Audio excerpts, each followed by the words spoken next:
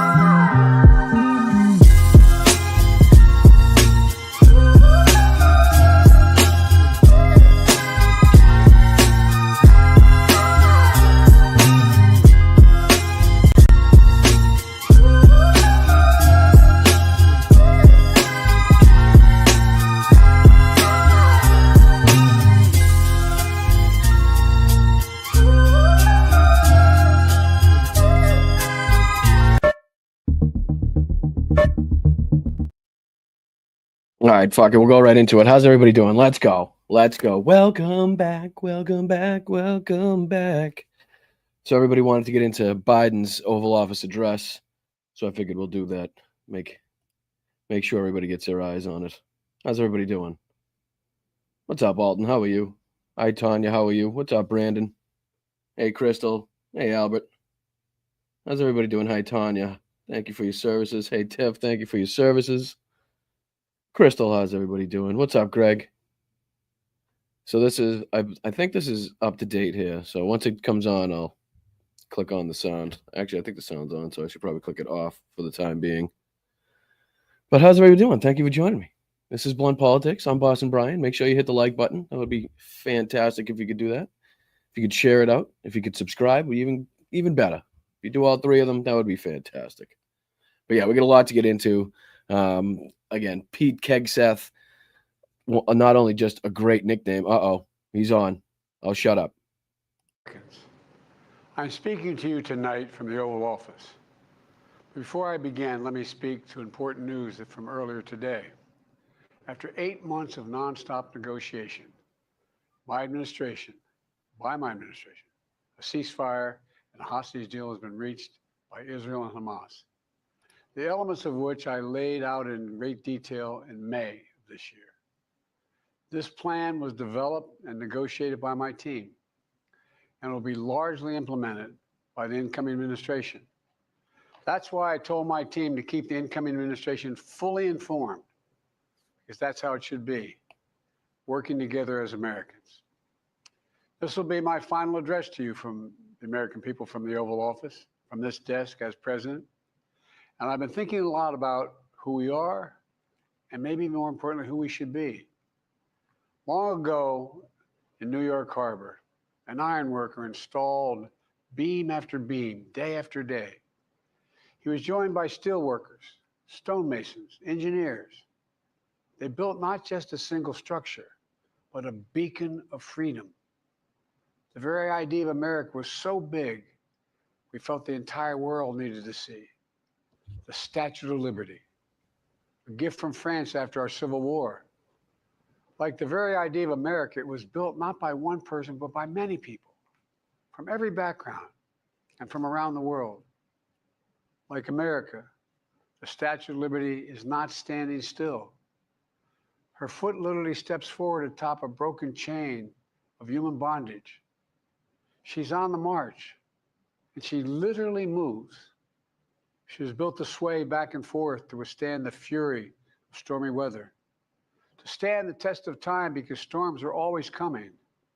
She sways a few inches, but she never falls into the current below. An engineering marvel.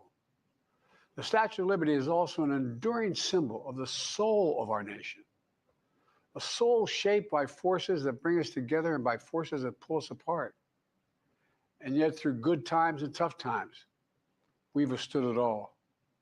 A nation of pioneers and explorers, of dreamers and doers, of ancestors native to this land, of ancestors who came by force, a nation of immigrants who came to build a better life, a nation holding the torch of the most powerful idea ever in the history of the world, that all of us are created equal, that all of us deserve to be treated with dignity, justice, and fairness, that democracy must defend and be defined and be imposed, moved in every way possible. Our rights, our freedoms, our dreams. But we know the idea of America, our institution, are I don't know if he meant imposed. constantly being tested.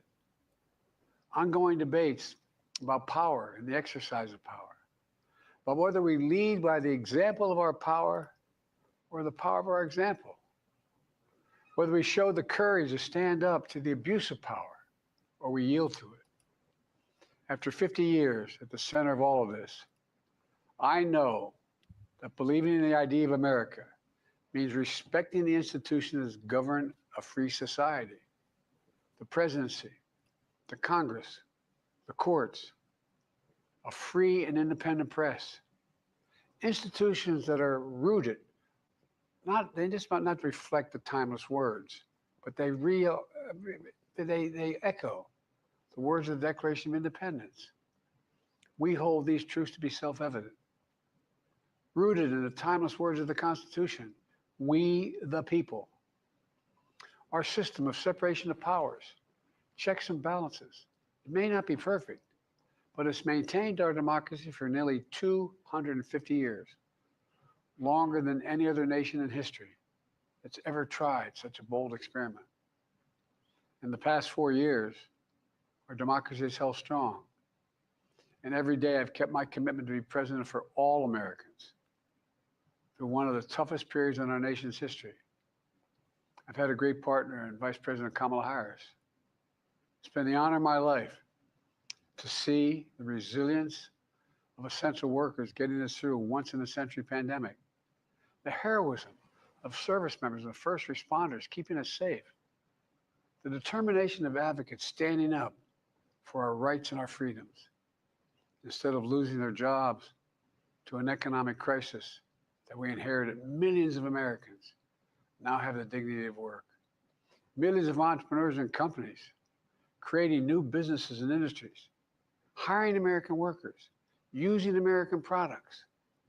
And together, we've launched a new era of American possibilities. One of the greatest modernizations of infrastructure in our entire history, from new roads, bridges, clean water, affordable high-speed internet for every American.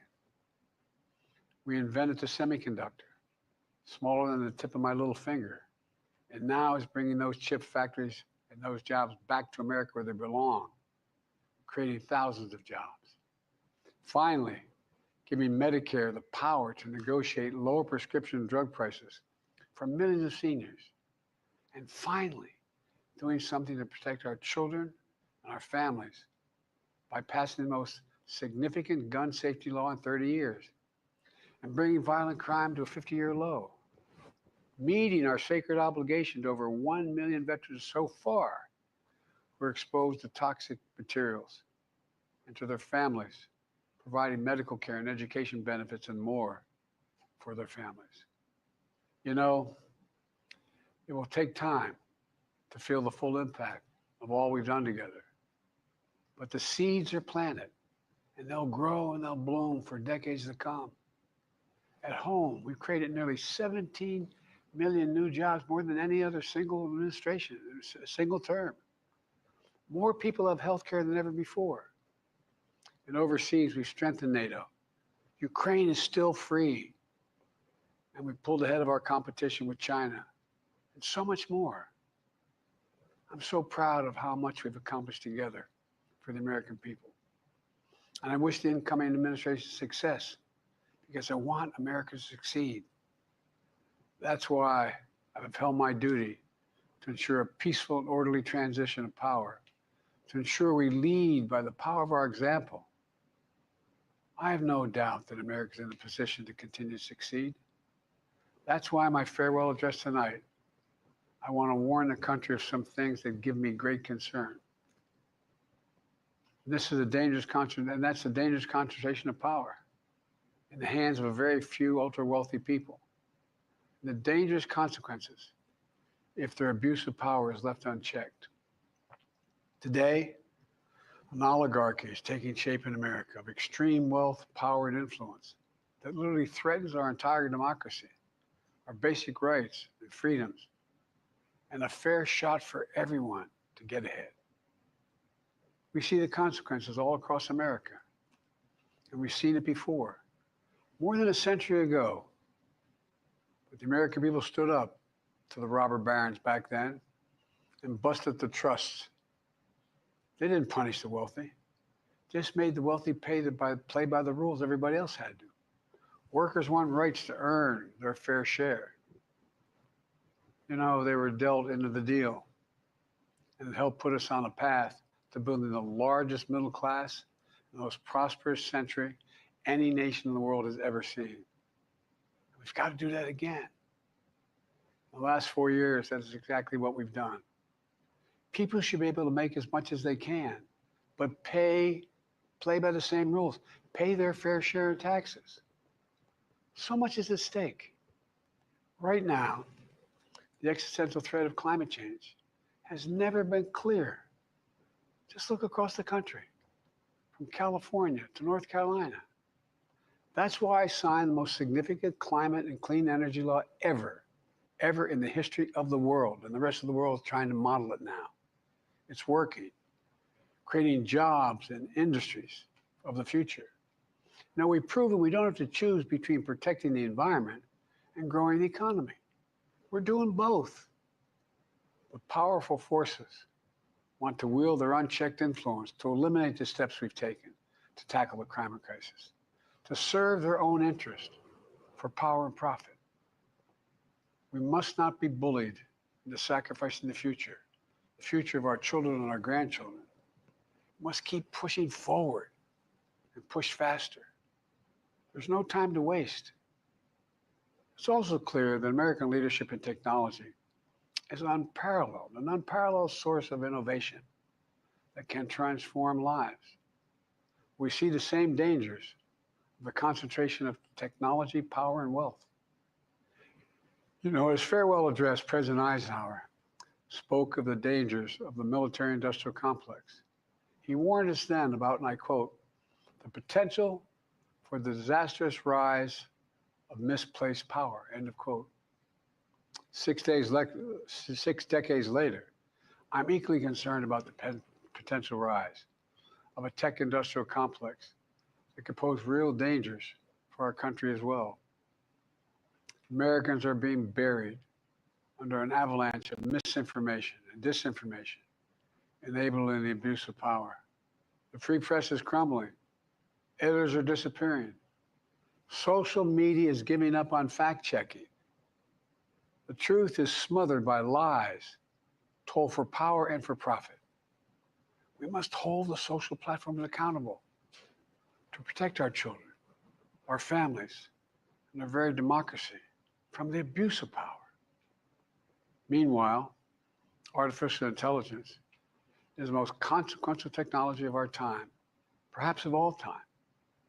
Nothing offers more profound possibilities and risks for our economy and our security, our society, for humanity. Artificial intelligence even has the potential to help us answer my call to end cancer as we know it. But unless safeguards are in place, AI could spawn new threats to our rights, our way of life, to our privacy, how we work, and how we protect our nation. We must make sure AI is safe and trustworthy and good for all humankind. In the age of AI, it's more important than ever that the people must govern. And as the land of liberty, America, not China, must lead the world in the development of AI. You know, in the years ahead, it's going to be up to the president, the presidency, the Congress, the courts, the free press, and the American people to confront these powerful forces. We must reform the tax code, not by giving the biggest tax cuts to billionaires, but by making them begin to pay their fair share. We need to get dark money. That's that hidden funding behind too many campaigns contributions. We need to get it out of our politics. We need to enact an 18-year term limit, time and term, for the strongest ethics reforms for our Supreme Court. We need to ban members of Congress from trading stock while they're in the Congress. We need to amend the Constitution to make clear that no president is immune from crimes that he or she commits while in office. The president's power is not limited. It's not absolute, and it shouldn't be. And in a democracy, there's another danger to the concentration of power and wealth. It erodes a sense of unity and common purpose. It causes distrust and division. Participating in our democracy becomes exhausting and even disillusioning. And people don't feel like they have a fair shot. We have to stay engaged in the process. I know it's frustrating. A fair shot is what makes America, America. Everyone's entitled to a fair shot, not a guarantee, but just a fair shot, an even playing field, going as far as your hard work and talent can take you. We can never lose that essential truth, remain who we are. I've always believed, and I've told other world leaders, America can be defined by one word: possibilities. Only in America do we believe anything is possible. Like a kid with a stutter from modest beginnings in Scranton, Pennsylvania, and Claremont, Delaware, sitting behind this desk in the Oval Office as President of the United States. That's the magic of America. It's all around us. Upstairs in the residence of the White House, I've walked by a painting of the Statue of Liberty I don't know how many times. In the painting, there's several workers climbing on the outstretched arm of the statue that holds the torch. It reminds me every day I pass it of the story and soul of our nation and the power of the American people. There's a story of a veteran. This is a veteran, a son of an immigrant, whose job was to climb that torch and polish the amber panes so rays of light could reach out as far as possible. He was known as the keeper of the flame. He once said of the Statue of Liberty, quote, speaks a silent universal language, one of hope that anyone who seeks and speaks freedom can understand. Yes, we sway back and forth to withstand the fury of the storm, to stand the test of time. A constant struggle, a short distance between peril and possibility. But what I believe is the America of our dreams is always closer than we think. It's up to us to make our dreams come true. Let me close by stating my gratitude to so many people, to the members of my administration, as well as public service and first responders across the country and around the world. Thank you for stepping up to serve. To our service members and your families, it's been the highest honor of my life to lead you as Commander-in-Chief.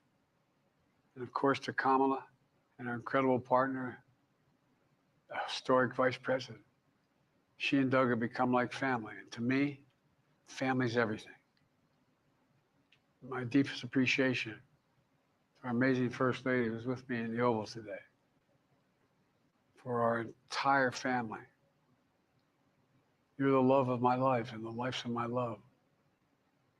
My eternal thanks to you, the American people.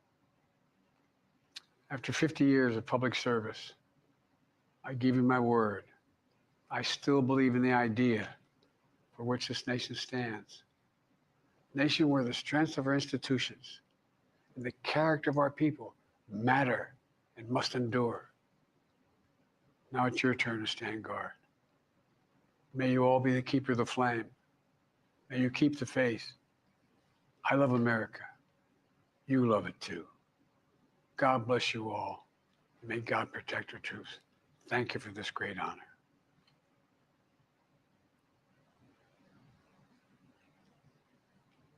Scene.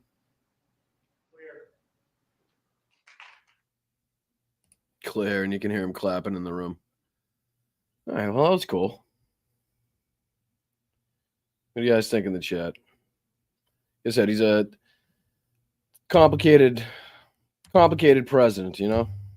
How the hell do I just get back to the single thing? It would be just fantastic. Would be great in many regards, if you think about it. Some of the most progressive and meaningful legislation passed in certainly my lifetime, as far as CHIPS Act, PACT Act, infrastructure bill, American Rescue Plan. There's a billion of them.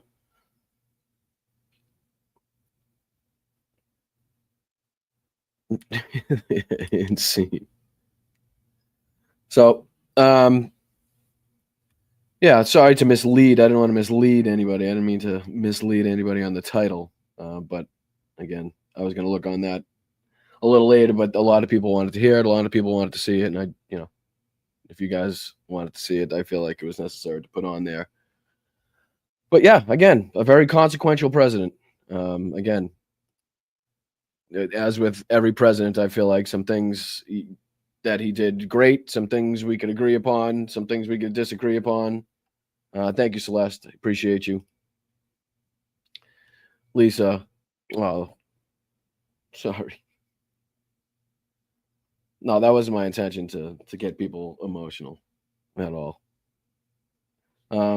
Honestly, I wish it was a little bit longer. I kind of wished he went into a little bit more detail in touting his, economic accomplishments, inside the United States, how he's managed to unite NATO, the help that he's shown the Ukrainians after, the Budapest Memorandum and holding our end of the bargain, or at least, again, there's discrepancies and people can argue whether or not we've done enough of them. I'd argue we haven't. I'd argue there's some stuff even in that policy that we could find some things that we could have done better on, but such is life. For example, allowing Ukraine to strike installations inside Russia that had been striking them. I wish we had done that a lot sooner. Again, everybody knows my issues with the policies and how he's handled, even though we did see a ceasefire today. I would have liked to have seen that and seen him put his foot down a long time ago on that. But I'm going to take it where I can get it and credit where credit is due. I'm glad we got that done, although it's going to really be on us to make sure that the Trump administration is not allowed to take credit for this, to just waltz in and start taking credit. As bad as I think they have, I think it's incumbent upon us to make sure that the right administration gets the credit for what has been done. Again, I think he was a far more consequential and progressive president. I don't think he was a progressive. I think he was far more progressive than I expected him to be. Again, I didn't come into the Biden administration a Biden cheerleader. I wasn't gung-ho about it. I wanted him to show us and kind of put his money where his mouth was. And I think as far as I thought, what it is coming from, a long time center leftish type of Democrat, I thought that we got a lot more accomplished, especially knowing how much the Republicans were fighting him at each and every turn. And again, there's things we can nitpick, and I have done in the show before, but I don't think it would be in great taste to do that at this. We can always do that at a later date, but yeah, credit. One sec, excuse me. My apologies.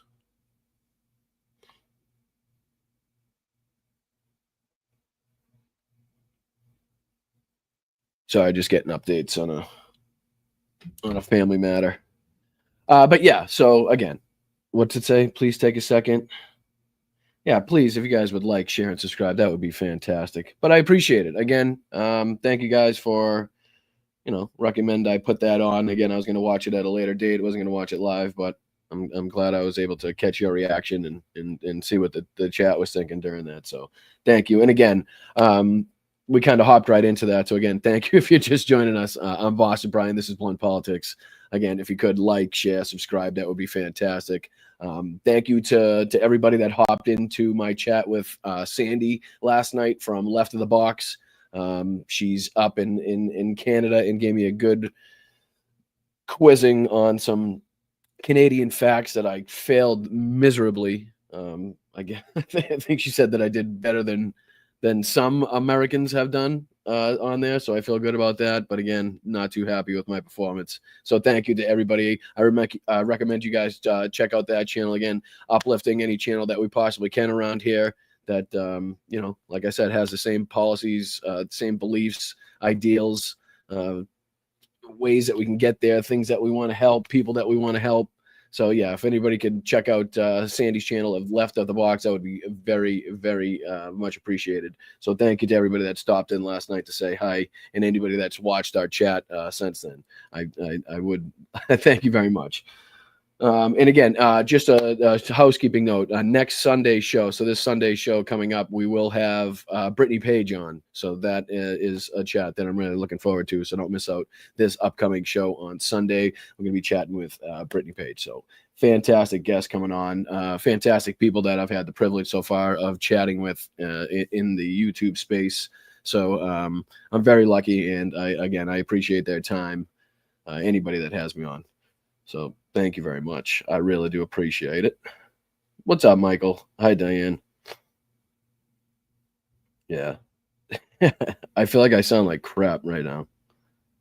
Stuff. It's been cold as the dickens, as my grandmother would say, or used to say, around here. So I think everybody's got a cold or the flu or the sniffles or something like that. And I don't think I'm any exception at this point. No, yeah, but there's a lot, like I was saying before Joe came on, there's a lot we could get into. Again, I think Pete Hegseth, or KEG-seth, as he's affectionately called from now on here at Blunt Politics, got his just bell rung, as we like to say in the sporting world or boxing world, just got his clock cleaned by Democrats at his hearing. He was made to look like an absolute moron. Didn't know right from left, up from down. Having your wife, fourth, fifth, sixth, seventh wife, who knows which wife at this point, sit behind you as all of these people, bring up time and time again your infidelities, the NDAs that you've forced women to sign, your drunken nature, the the things you've yelled, such as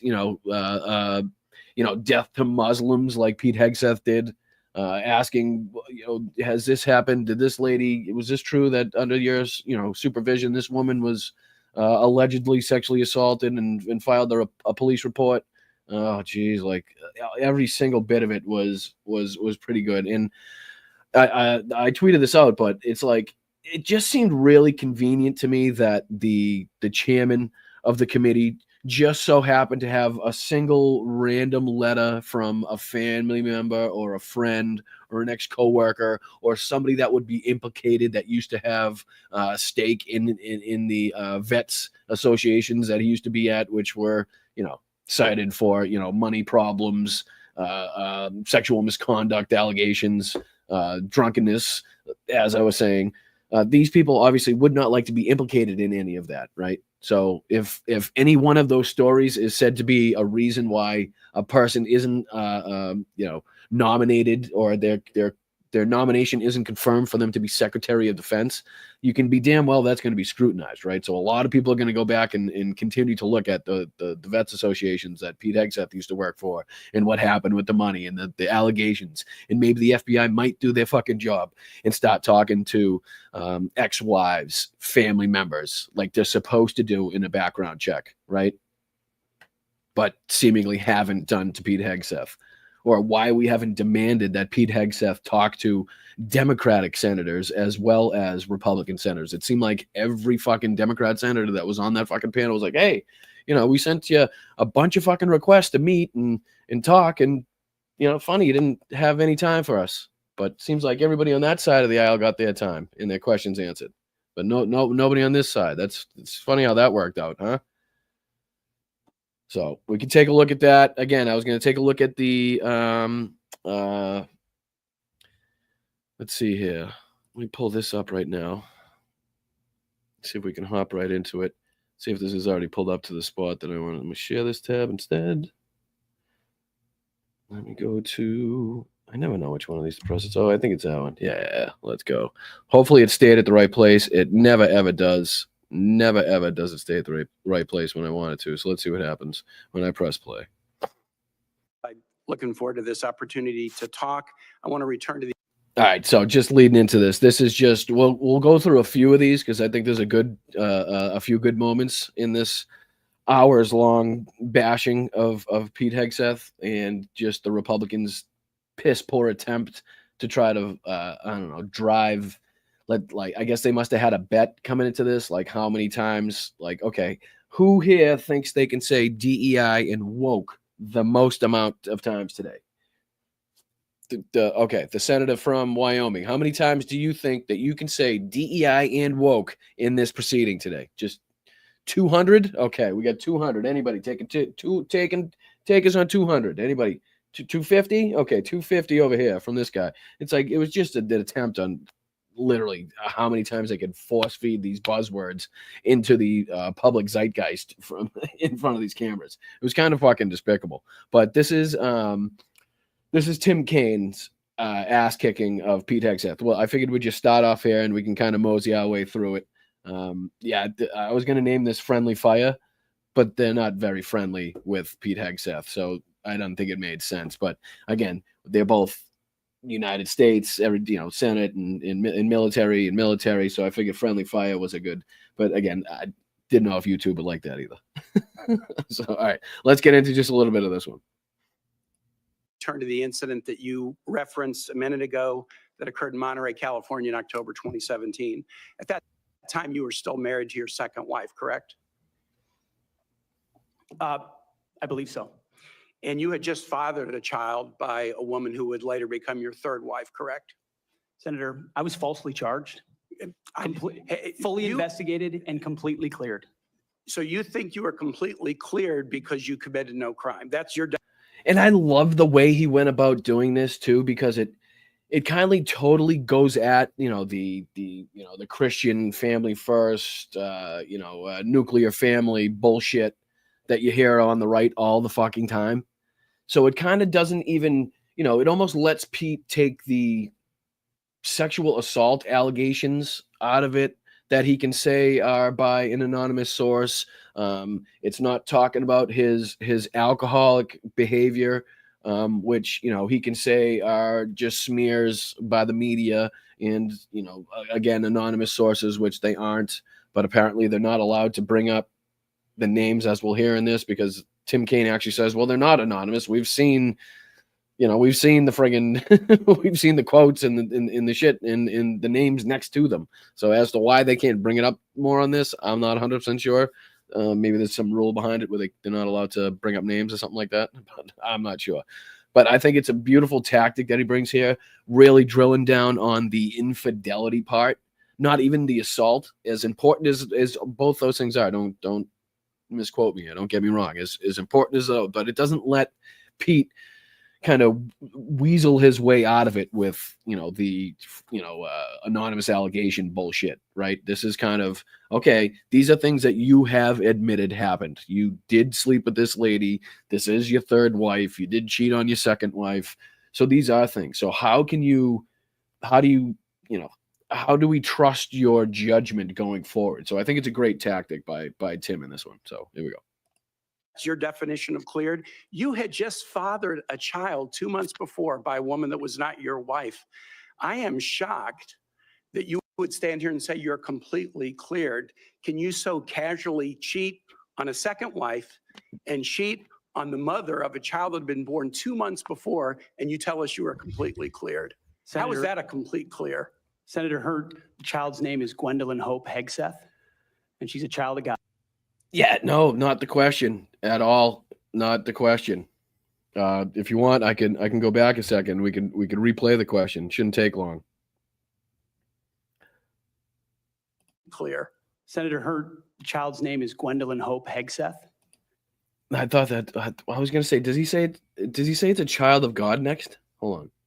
And she's a child of God, and she's 7 years old. And she I'm was, glad and she's here. you cheated on the mother of that child less than 2 months after that daughter. Right. So that child of God you're talking about? Yeah, that child of God. So you cheated on God is what you're saying? Is that kind of what you're getting? Because if it's a child of God and her mother is, so then you cheated on, so God's a female first off, which is a revelation, which is something that should be thrown all over right-wing media on that one. I'm sure they'd love that one. But yeah, can you go a little further on this one? Daughter was born, didn't you? Those were false charges. Well, It was no, fully No. We're talking about the shit that you've confirmed yourself, Peter. Mr. Peter. Come on. years old. And she I'm was, glad and she's here. you cheated on the mother of that child less than 2 months after that daughter was born, didn't you? Those were false charges. Well, It was no, fully investigated, and I was completely cleared. And I am so grateful you've for the marriage admitted- I have to this No, amazing you've woman admitted- behind me. Oh, yes. Did anybody catch it? I'm not sure who this. I think this might just be a vet, like two vets. I'm not 100% sure who these people are, so I'm not going to throw any shade. But I would like you to watch the reaction of the woman on the right-hand side here as Pete looks back. Can we check that out? Yeah. Check out the reaction. Born, didn't you? Those were false charges. Well, It no, was fully investigated, and I was completely cleared. And I am so grateful for the marriage I have to this No, amazing you've woman. The side eye, like, you are not talking to me. I know that. Like, this motherfucker. Look at it. This is, she even looked back. Did this lady make a look too? I wasn't even looking that way. Hold on. I want to see. Did she make a look too? The same thing? Both these people are like, yeah, right, motherfucker. Hold on. Here we go. daughter was born, didn't you? Those were false charges. Well, It no, was fully investigated, and I was completely She's cleared. already And I'm laughing. So grateful for the marriage I have to this No, amazing woman behind me. you've admitted. She doesn't look too convinced either. She's like, yeah, okay.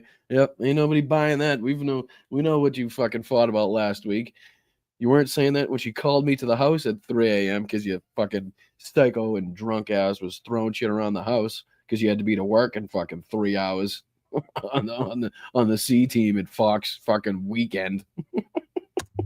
Admitted that you had sex at that hotel in October 2017. You said it was consensual, isn't that correct?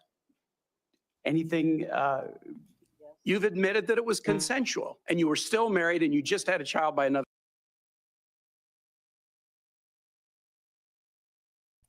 Don't let him out of it. You let him off the hook.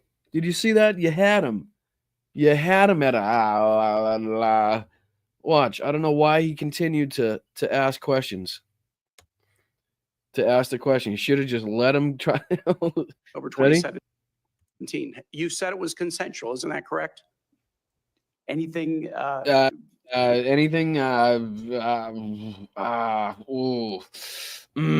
Anything? Yeah.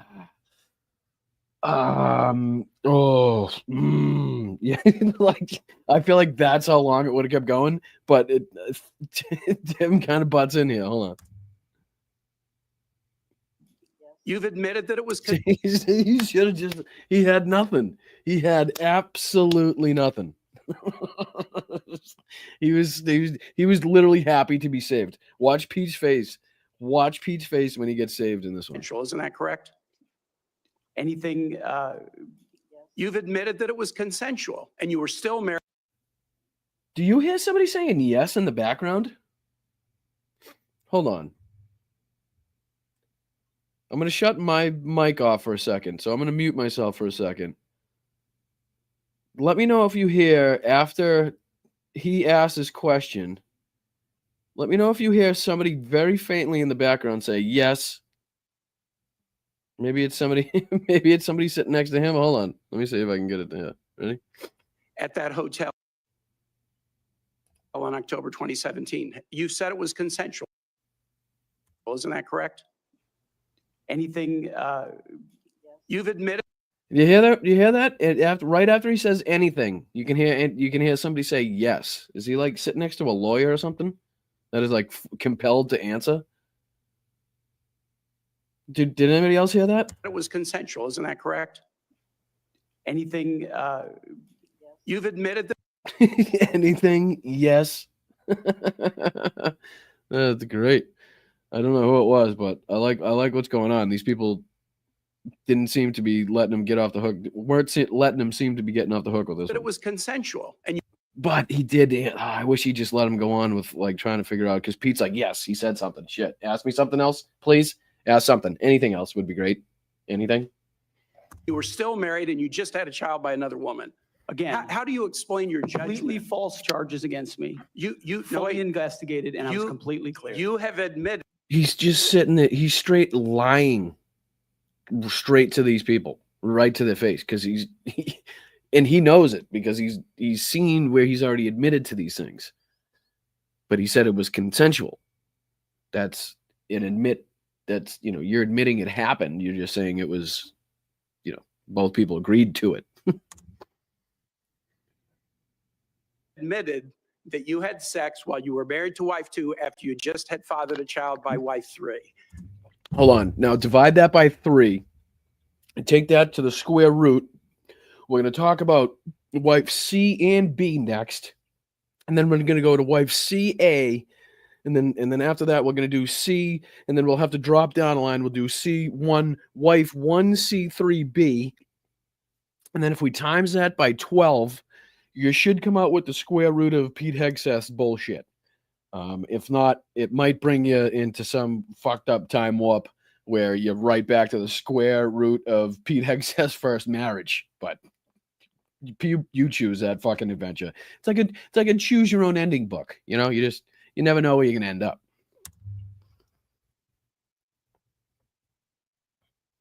You've admitted that. Now, if it had been a sexual assault, that would be disqualifying to be Secretary of Defense, wouldn't it? It was a false claim then and a false claim now. If it had been a sexual assault, that would be disqualifying to be Secretary of Defense, wouldn't it? It's always good when you have to slow down and enunciate really clearly, like it's a foreign exchange like a third grade foreign exchange student, right? That you're trying to kind of get acclimated to what's going on. For the nomination, to the confirmation here for the Secretary of Defense, it's always a good sign when that has to happen. All right, just play. That was a false claim. So Just you talking can't, about a hypothetical. so you can't tell me whether someone who has committed a sexual assault is disqualified from being Secretary of Defense? Senator, I know in my Come on. I mean, how ridiculous have these things become, right? We can't, like, that's one of the questions. You can't tell me, you can't answer the question if somebody has been, have alleged sexual assaults in their background. They probably shouldn't be head of the Pentagon and the, the military. It's just why that question has to be asked now. I don't know. my instance, and I'm talking about my instance only, it was a false claim. But you acknowledge, And it was but fully you acknowledge investigated. that you cheated on your wife and that you cheated on the woman by whom you had just fathered a child. You have admitted that. And for those of you following along, that would be wife C3 prior to wife C2A B1 just after sexual assault 6.-2743 of the Pete Hegseth Wives and Affairs Military Code of Justice. I think that's the code in that one. I will allow your words to speak for themselves. You're not retracting that today. That's good. I assume that in each of your I like that one. You're not retracting that one. And I guarantee you don't say anything after I say this either. weddings, you've pledged to be faithful to your wife. You've taken an oath to do that, haven't you? Senator, as I've acknowledged to everyone in this committee, I'm not a perfect person, not claiming. Oh, get out of here with this perfect fucking bullshit. Nobody's fucking perfect, dude. Nobody's fucking perfect. So, let's just sweep under the rug these sexual assault allegations because I'm a born man. I'm a born again Christian. I do push-ups, baby. Claiming to But be. no, I just asked a simple question. You've taken an oath like you would take an oath to be Secretary of Defense and all of your weddings to be faithful to your wife. Is that correct? I have failed in things in my life, and thankfully I'm redeemed by my Lord and Savior, Jesus Christ. In finalizing divorces from your first and second wives, were there non-disclosure agreements in connection with those divorces? First and second wife, that's going to be a Battleship B to Knight Rook 7, square rooted by 6. So that's the third affair. Sorry, I had to do the math out in my head. I don't have a pencil and a piece of paper here handy, so I had to do that in my head on the fly. Congratulations. Versus, Senator, not that I'm aware of. if there were, would you agree to release those first and second wives from any confidentiality agreement? Senator, I just get a kick. Would you release the first, second, third, 14th, 27th, and 36th wife from their non-disclosure agreements? Okay, how about this one? Would we do the 9th, skip the 12th, we'll do the 15th, give me the 14th, you can have the 7th, like it's a fucking fantasy draft? Senator, it's not something I'm aware of. But if there were, you would agree to release them from a confidentiality agreement? Senator, that's not my responsibility. Did you ever engage in any act? It's my responsibility to ask you if you would do it. It's your responsibility, I understand, to keep them under the non-disclosure agreements because of the information that you would like them to keep quiet. I understand that. So thank you for clarifying that, Pete KEG-seth. Any acts of physical violence against any of your wives? Senator, absolutely not. But you would agree with me that if someone had committed physical violence against a spouse, that would be disqualifying to serve as Secretary of Defense, correct? Senator, absolutely not have I ever done that. You would agree that Absolutely not. Is that the question that you just asked me? So I'm going to answer whatever the fuck question I feel like answering at this moment. I'm just going to make it up because, what did you say again about, don't they all? I don't know. Doesn't everybody beat their wives, right, Pete? Fucking you asshole. agree that that would be a disqualifying offense, would you not? You would agree, right, that if someone beat the shit out of their wife, Pete, I'm going to slow this down and put this into really plain terms so you can understand this. I know it's going really fast for you here. If a guy beats the shit out of his wife and or girlfriend and or anybody for that matter in his life or in the public sphere or anywhere, they should probably not be seen fit to lead the military, correct?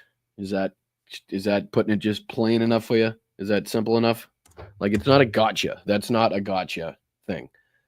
Literally, like everybody answers every question now like it's a gotcha question, and they're just not fucking gotcha. This is not a gotcha question. This is not a partisan question, right? This is not like Democrats think you shouldn't beat your wife and fucking Republicans think you do, and we can hash that out and fight in the public the sphere of public opinion on who's right. No. I think we should all be in agreement. Anybody prone to violent acts against anybody probably shouldn't oversee the largest single budget in the history of mankind, the biggest fighting force in the history of mankind, that type of thing, or a single tank even, really does, if we're really getting down to brass tacks. Oh, easy, Chet. Easy. Senator, you're talking about a hypothetical. You would want to see Pete Hegseth. You I don't think it's a hypothetical. Violence against spouses occurs every day. And if you as a leader are not capable of saying that physical violence against a spouse should be a disqualifying fact for being secretary of the most powerful nation in the world, you're demonstrating an astonishing lack of judgment. correct. The incident in Monterey led to a criminal charge, a criminal investigation, a private settlement, and a cash payment to the woman who filed the complaint. And there was also a non-disclosure agreement, correct? It was a confidential settlement agreement off of a nuisance lawsuit. Right. During an interview, you claimed that you settled the matter because you were worried that if it became public, it might hurt your career. Do you maintain that you were blackmailed? Senator, I maintain that false claims were made against me. And ultimately, Your attorney those used false the phrase, claims, your- I have the opportunity to attest my innocence in those false claims. But you didn't reveal any of this to President Trump or the transition team.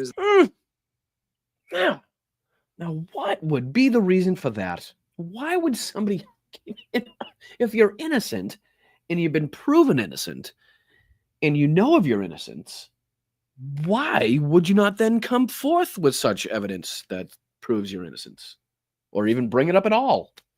It's just weird how that shit happens when people think they're so fucking innocent, but never bring it up. You know what I mean? Teams, they were considering you to be nominated for Secretary of Defense. You didn't reveal the action. You didn't reveal the criminal complaint. You didn't reveal the criminal investigation. You didn't reveal the settlement. You didn't reveal the cash payment. Why didn't you inform the commander-in-chief of the transition team of this very relevant? Because I'm guilty as fuck. I would know that people would see me being guilty as fuck, and I know that would then hurt my chances going from my esteemed position on the fucking Fox C team on the weekend to Secretary of fucking Defense of the United States of America, which I think we can all agree is a little bit more, I don't know, high profile and established job in the government compared to, say, the Fox C team. I don't know, just crazy thought. Event. Senator, I've appreciated every part of the process with the transition team. They have been open and honest with me. We've had great conversations between the two. They've been open and honest with me. No, see, again, you see how everything's twisted and everything. The question was, why weren't you open and honest with them? Nobody's questioning, although we can probably find some lies they've told you as well. Nobody's kind of questioning that at the moment. We'll put that to the side. The question is, why did you omit all of this shit if you're so fucking innocent to the person trying to hire you? Like if you went in for a job interview, right? And you got through the whole interview and fucking told them your story or what you thought you wanted them to hear, right? And your boss is like, oh, that was good. The next day, and they brought it, what we found out overnight that you have 14 sexual assault allegations, 7 DUIs, 4 domestic batteries. You've actually arsoned down 3 houses. You've said to kill pretty much every religion, ethnicity, nationality known to man. There's not a strip club you haven't been to on either the west, south, north, east, or fucking mid coasts, if there was one. It's going to change things a little bit. You know what I mean? Between the two of us, and I appreciate the opportunity that President-elect Trump has given me. You chose not to reveal this, right? Because you knew it would hurt your chances.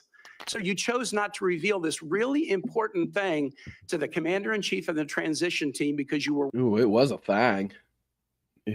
You didn't reveal that thing? worried about your chances rather than trying to be candid with the future president of the United States. Are there any other important facts that you chose not to reveal to the president-elect and his team as they were considering you to be Secretary of Defense? Senator, I sit here before you an open book, as everyone who's watched this process. With multiple non-disclosure and confidentiality agreements tying the hands of many people who would like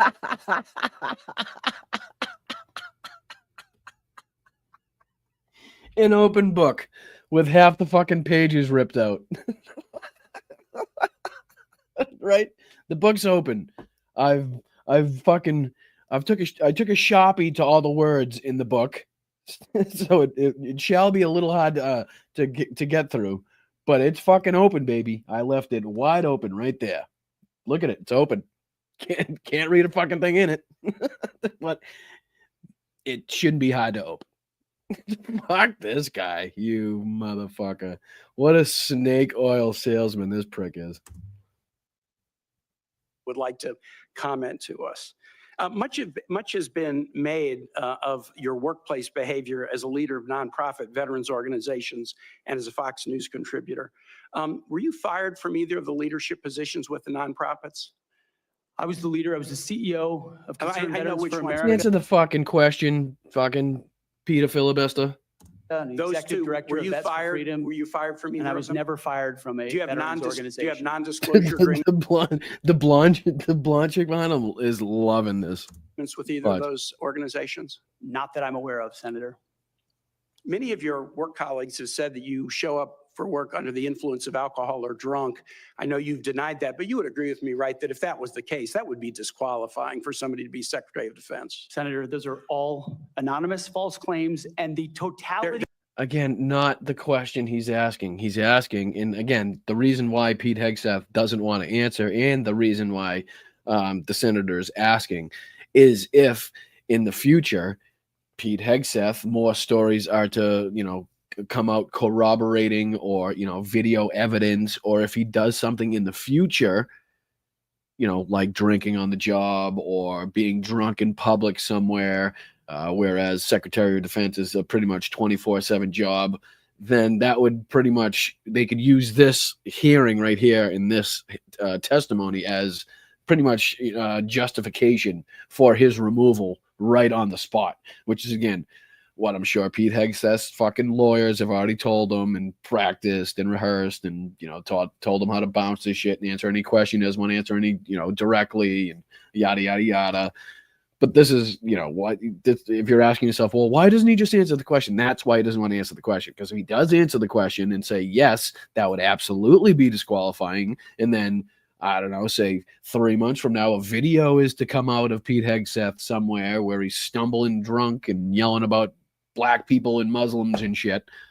Or if 6 months, 2 years, a year and a half from now, Pete Hegseth is on video doing some crazy shit, they can point back to this and say, you told us yourself that it was disqualifying if somebody did this. So guess what? You're fucking disqualified. Not that any of us actually believes that Pete Hegseth is going to last that long as Secretary of Defense, because I think it was actually pointed out in this hearing where somebody pointed out, well, Donald Trump had so many Secretary of Defenses in his term, so let's not be naive enough to think that you're going to last the entire time, basically.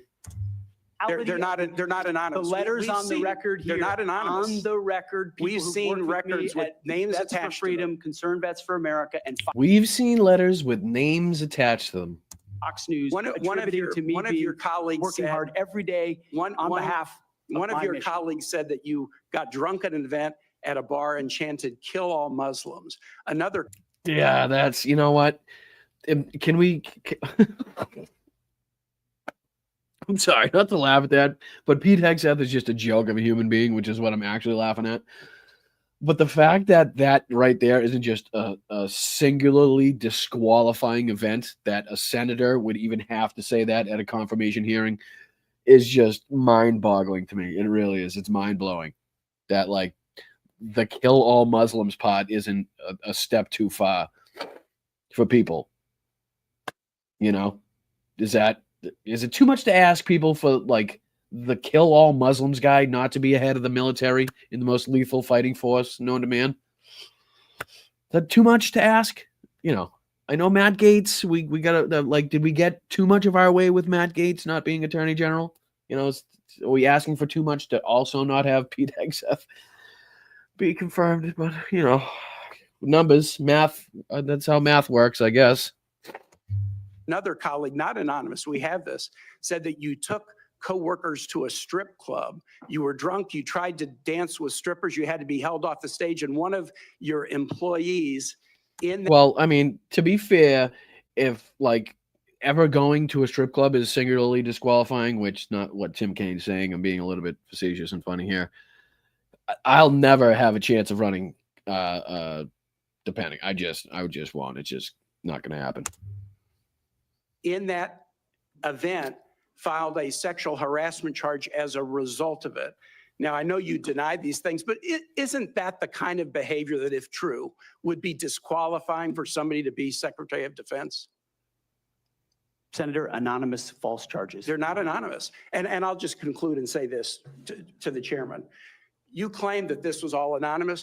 We have seen records with names attached to all of these, including the name of your own mother.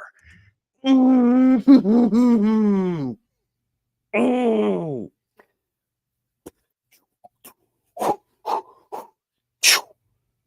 Fucking good Lord. How do you walk around with nuts that big, sir? You know? Like between the, you know, the, I don't want to say it too many times. I'll probably get the stream taken down, but the thing that he chanted at the bar that time, and, you know, this this part of the hearing, I don't see how he didn't just get up and walk out and shame himself.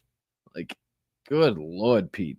What a sucker for punishment. Like, how much of a kiss ass, how much of a fucking boot-licking piece of shit do you have to be to sit through this embarrassment, to put your family through this fucking embarrassment and torture and fucking just anxiety-ridden horse shit for your fucking, you know, personal gain, you know, for your fucking personal fame. They're not getting anything fucking, they're not getting any fame from this themselves, right? They're not dying to be on camera, fucking Pete's family, I'm sure.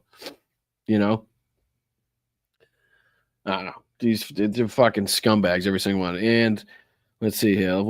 Maybe we'll just go in order. I don't give a shit about any of the Republicans, so let's see here. Who was the next badass that I wanted to see? There's a couple. Oh yeah, Liz Warren is pretty good. We'll take a look at Liz Warren. Let's see. Ready? I'm gonna have to back up a couple tracks here. Track. Come on. I want to go to the very beginning.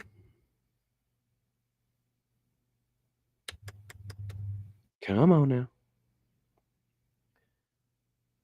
Is this it? Did I find it? Who've had my back, and I've had theirs. We've been in some of the darkest and most difficult places you can ever be in. You come back What is this all about? Did it just start over? a different person. And only by the grace of God am I here before you today.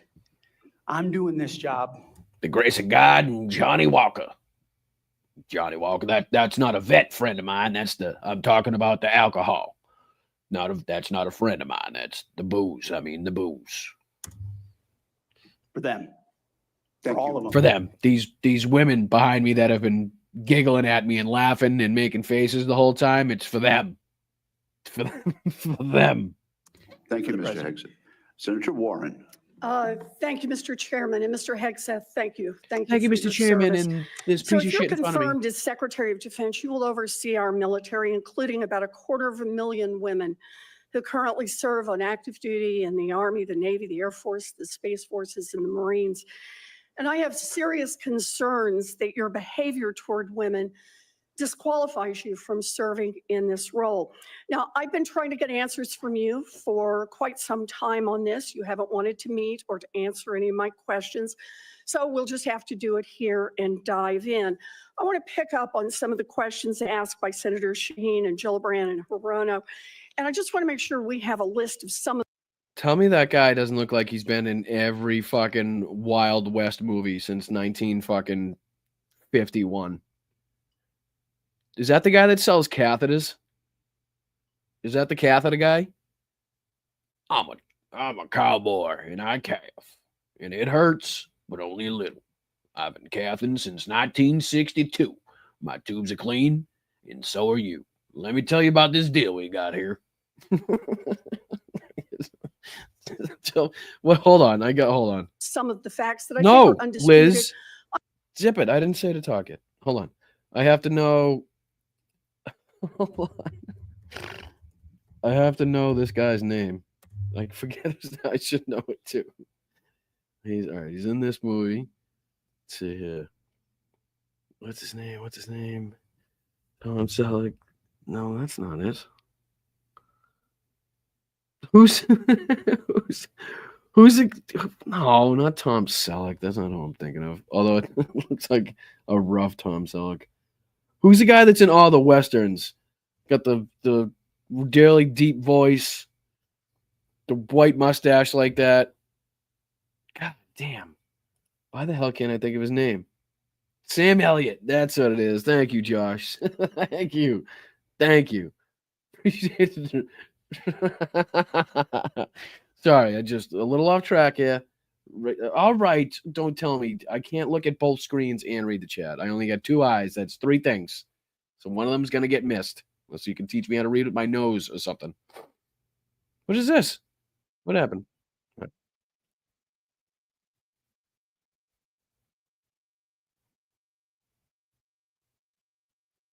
2013, you told a Fox News interviewer that women in the military simply couldn't measure up to men in the military, saying that allowing women to serve in combat roles would force the military to lower the bar.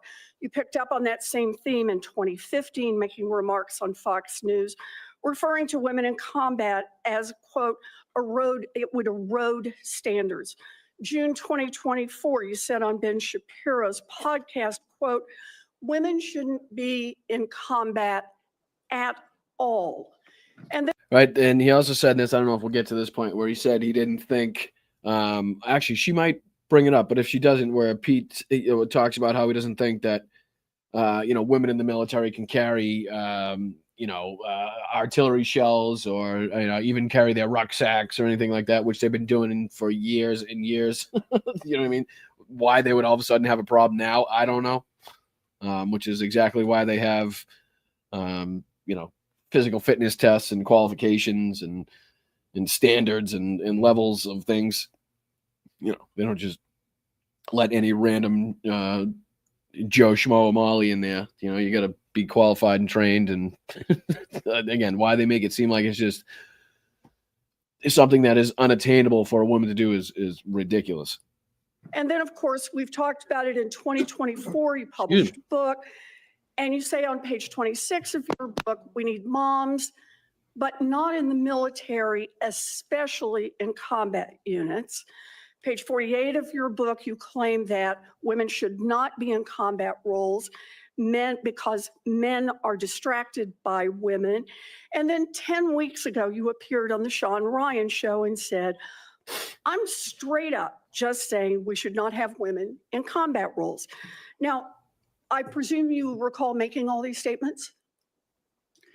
Senator, I'm not familiar with the article Just shut up and answer the fucking question, you douchebag. you're pointing to in 2013, but it underscores my argument I've got the completely because video. in that 2013 argument, I was talking about standards.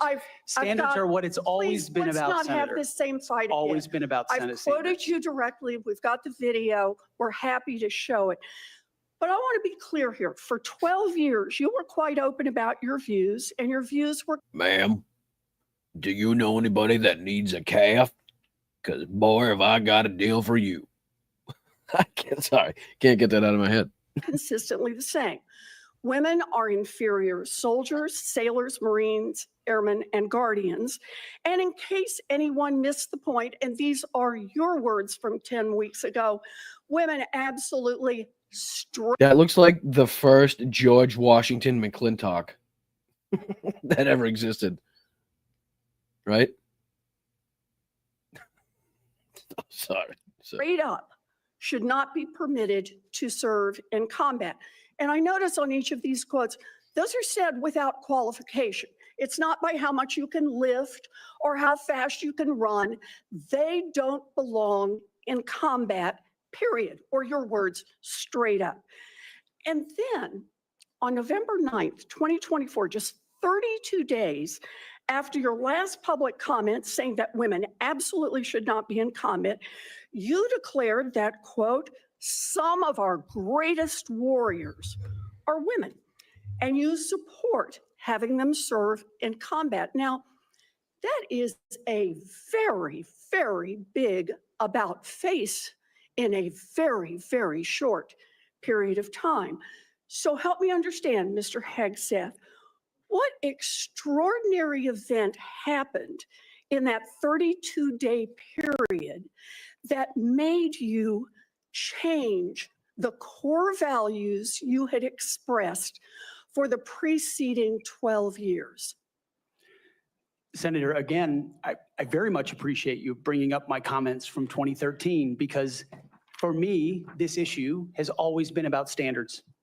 And unfortunately, because of some of the people that have been in political power for the last 4 years, priorities other than standards, legality, and meritocracy have driven decision making. I'm quoting you. I love how she puts her foot down too, but I'm just sorry. I was trying to get a picture of Sam Elliott so I could crop it in there, but it wasn't letting me. From the podcast, women shouldn't be in combat at all. Where is the reference to standards that they should be there if they can carry, if they can run? I don't see that at all, Mr. Hegseth. What I see is that there's a 32-day period in which you suddenly have another description about your views of women in the military. And I just want to know, what changed in the 32 days that the song you sang is not the song you come in here today to sing? Senator, the concerns I have and the concerns that many have had, especially in ground combat units, is that in pursuit of certain percentages or quotas, standards have been changed. And that makes the combat more difficult. I think we shall learn about quotas in how much Pete KEG-seth knows about fucking quotas in the military in a little bit. Make a suggestion about what happened in that 32 days.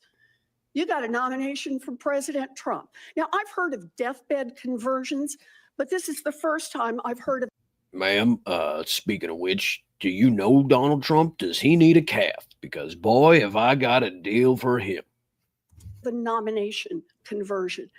And I hope you understand that many women serving in the military right now might think that if you can convert so rapidly your long-held and aggressively pursued views in just 32 days, that 32 days after you get confirmed, maybe you'll just reverse those views and go back to the old guy who said straight up, women do not belong in combat.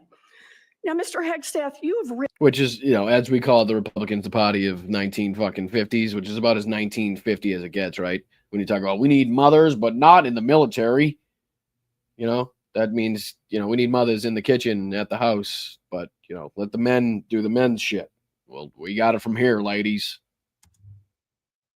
have written that after they retire, generals should be banned from working for the defense industry for 10 years. You and I agree on the corrosive effects of the revolving door between the Pentagon and defense contractors. It's something I would have liked to talk to you about if you'd come and been willing to visit with me. But you're a bitch. You're a bitch, girl, but you've gone too far. But the question I have for you on this is, will you put your money where your mouth is and agree that when you leave this job, you will not work for the defense industry for 10 years? Senator, it's not even a question I've thought about. Wait a minute. Wait a minute. Those are your own standards, you say, that everybody should live by. That this whole process, that should be part of the process, right? Yet it's not something you've thought about. How is that fucking possible? How's that a thing? Can you take me through that? Can you take me through the psychology of that? How can you have thought about it as, the standards for others, but somehow in regards to yourself, you managed to slip your mind again? How does that work? Fuck you, circle. Play. Because You can it's think not about it one right that, now. it's not one, my motivation. Well, son, you can think about it right now. They're treating him like he's a fucking the moron that he is, rightly, right? Well, take your time, son. Take your time. We'll be here, right? Use your words. For this job. I has understand never that. I been just about need what a could yes or no conceivably here. come next. Time is short. I just need Use a less words. yes or no. I would consult with the president about what the policy should In be at the other Defense Department. words, you're quite sure that every general who serves should not go directly into the defense industry for 10 years. You're not willing to make that same pledge? I'm not a general, Senator. You'll be the Right. Which everybody thinks is so fucking funny. All the vets, and look at, geez, even the guy that sells calves, like that's not funny, right? That's not that funny. But, I mean, really, if you think about it, you're just all fucking idiots because, no, you're right. You're not a general. You'd be ostensibly above the generals, telling the generals what to do, giving the generals their orders. Which makes it even more a fucking egregious, right? So while you're all laughing, you're assholes and idiots. will be the one, let us just be clear, in charge of the generals. So you're saying sauce for the goose, but certainly not sauce for the gander? I would want to see what the policy of the Oh, president I'll is. bet you Thank, would. thank you, Senator Warren. Senator Tuberville. Thank you, Mr. What do you think? That was Rubinoff, Smirnoff, Lighthouse Vodka, Sky. What are some other ones? Grey Goose. I don't know. Svedka's pretty good. What kind of vodka do you think was in that glass? Just kind of curious. Chairman, and Oh, thanks for Jesus. your hard work and your commitment. Well, thank you for your hard work, sir. And I'll take 2 of them calves from the gentleman sitting next to Liz Warren. I'm going to need 2 of those. I'd like to do one in the front and one in the behind, if you do know what I mean. And I do say know what I mean. My teammates always told me back on the football squad that if you do one in the front, one in the behind, put a little ice water, saves you from taking an ice bath after the game. Don't even have to do it. Just pump that shit right through your veins. No, I'm not going to listen to this guy. All right, who is the next one? Is Tammy Duckworth? Is she the next one? No, no, I'm not. I refuse to listen to Tommy Tuberville. Who's this? Something tells me this isn't going to be a guy I want to hear. Beforehand. I think that's a big mistake, and it doesn't set us on a good course when you refuse to meet with people and have a All right, I'm wrong. But I think it's, let me see if I can hear from the, nope, that guy's a douche too. Plus, every time, what I haven't let play yet is every time this guy, Mr. Wicker, every time somebody gets the best of Pete Hegseth, which is every time a Democrat speaks, pretty much, he'll chime in. I'd like to enter into evidence this letter from Susie Q, the head of money over at the Vets organizations that is been implemented in money scandals. So she writes that no money scandals had ever taken place while Pete Hegseth was in our organization. That would be terrible. Nobody would ever do that. All the money was accounted for. Like, of course she's going to fucking say that, right? I like to enter that into the record, though. Just so I'm going to say this just so you kind of forget what the Democrats just beat the shit out of Pete KEGseth, damn Segs. This guy, gentleman sitting in front of it that smells like booze, what they just said about him. What happened here? And Oh, is that when they took somebody out? Have Oh, no, any of this you is guys where- oh, asked here- them to here she step is, right down here. and resign from their job? This is where he And says don't tell me everybody's you drunk. haven't seen it because I know you have. And then how many senators do you know have got a divorce? And I'm sorry, how many have you called out? And, I know, like, if you're going to hang your hat on fucking Matt Gaetz, you don't get any brownie points. You don't get any fucking, Jesus, look at that fucking haircut. Holy Jesus. Sorry. Can I just throw that one up there? Okay. Think you know what you want to talk about. Anyway, yeah. why I don't understand why like everybody thinks this guy should get some brownie points because he told on Matt Gaetz, who is a douchebag, everybody knows a douchebag. Like you should have spoke up a long time ago. First off, even on that much. Now you're gonna like try to point out that these people make votes when they're drunk and shit. Okay, name them, call them out. Otherwise, you're not doing your duty either. You're being just as fucking quiet and obfuscated about it than as everybody else on there. You know what I mean? Fucking call them out. But no, I don't like this douchebag anyway. So let's go to here. Come on now. And you need to convince us that you're worthy. I don't want to miss any. I don't want to miss any. No respect. I mean, disrespect, man. Thank you, Mr. Chairman. Here we go. Senator Duckworth, you are recognized. Thank you, Mr. Chairman. And also Secretary Mattis had to have this waiver as well. Mr. Hegseth, this hearing is about whether you. She was talking about, see if I can clarify this correctly.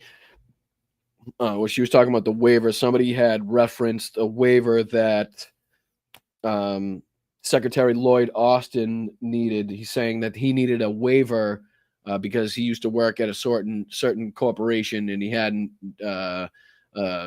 been away from it long enough, I believe, and they were kind of talking and clarifying what that waiver was actually for, and she was also adding another name to the list of people that needed the same waiver. So that's what she's talking about there.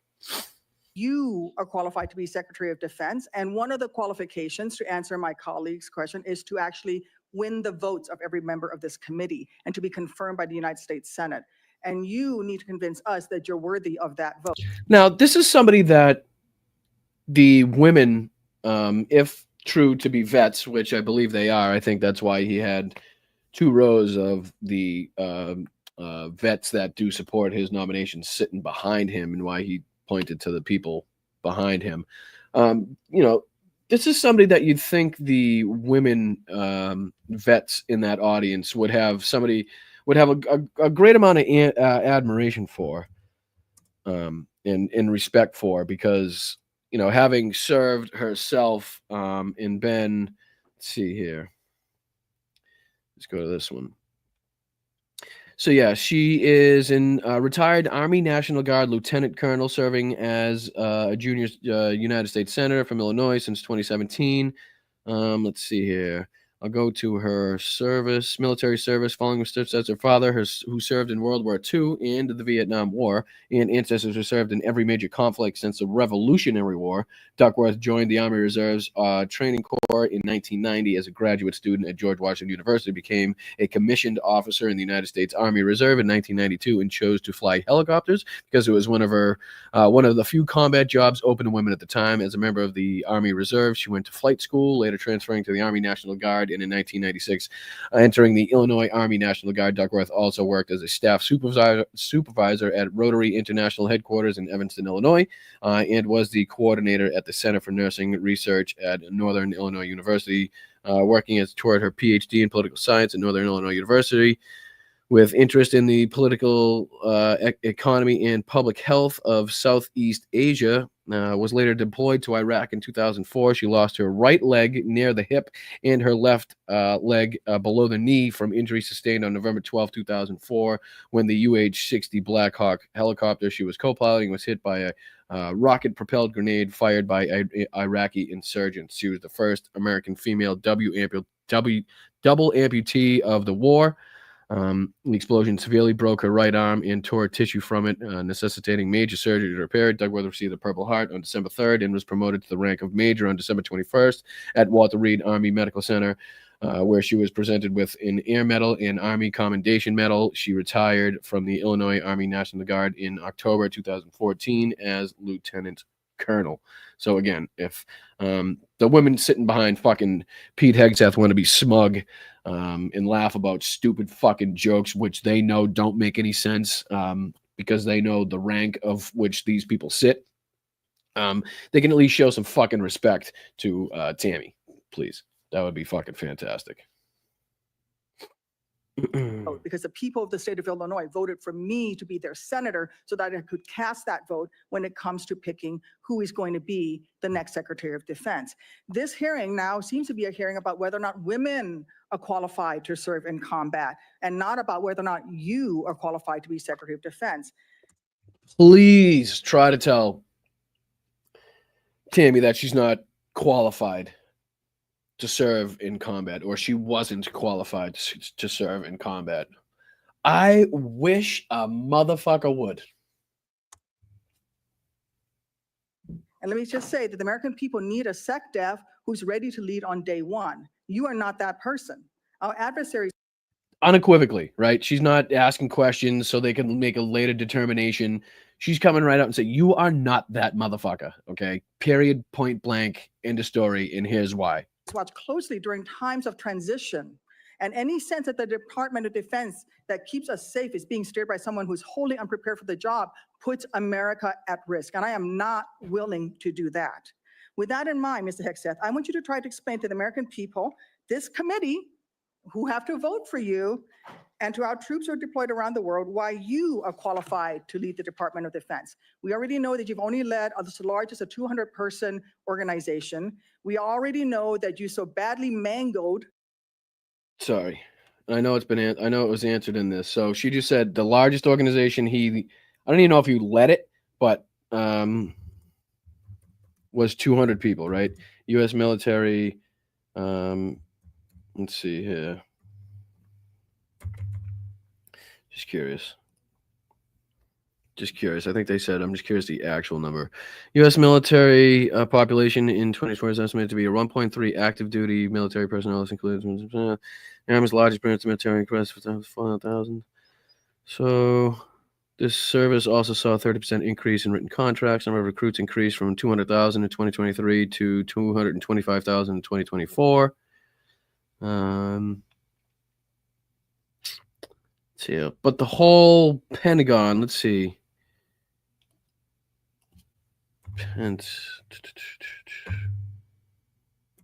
Like the whole defense.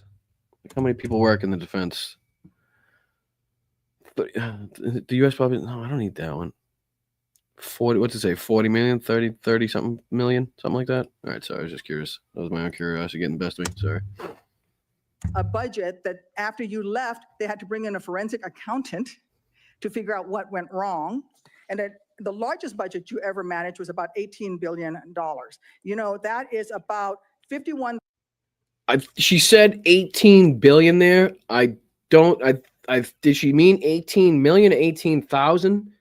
There's no fucking chance in hell that any of those vet organizations that he worked for had anywhere near an $18 billion budget, right? I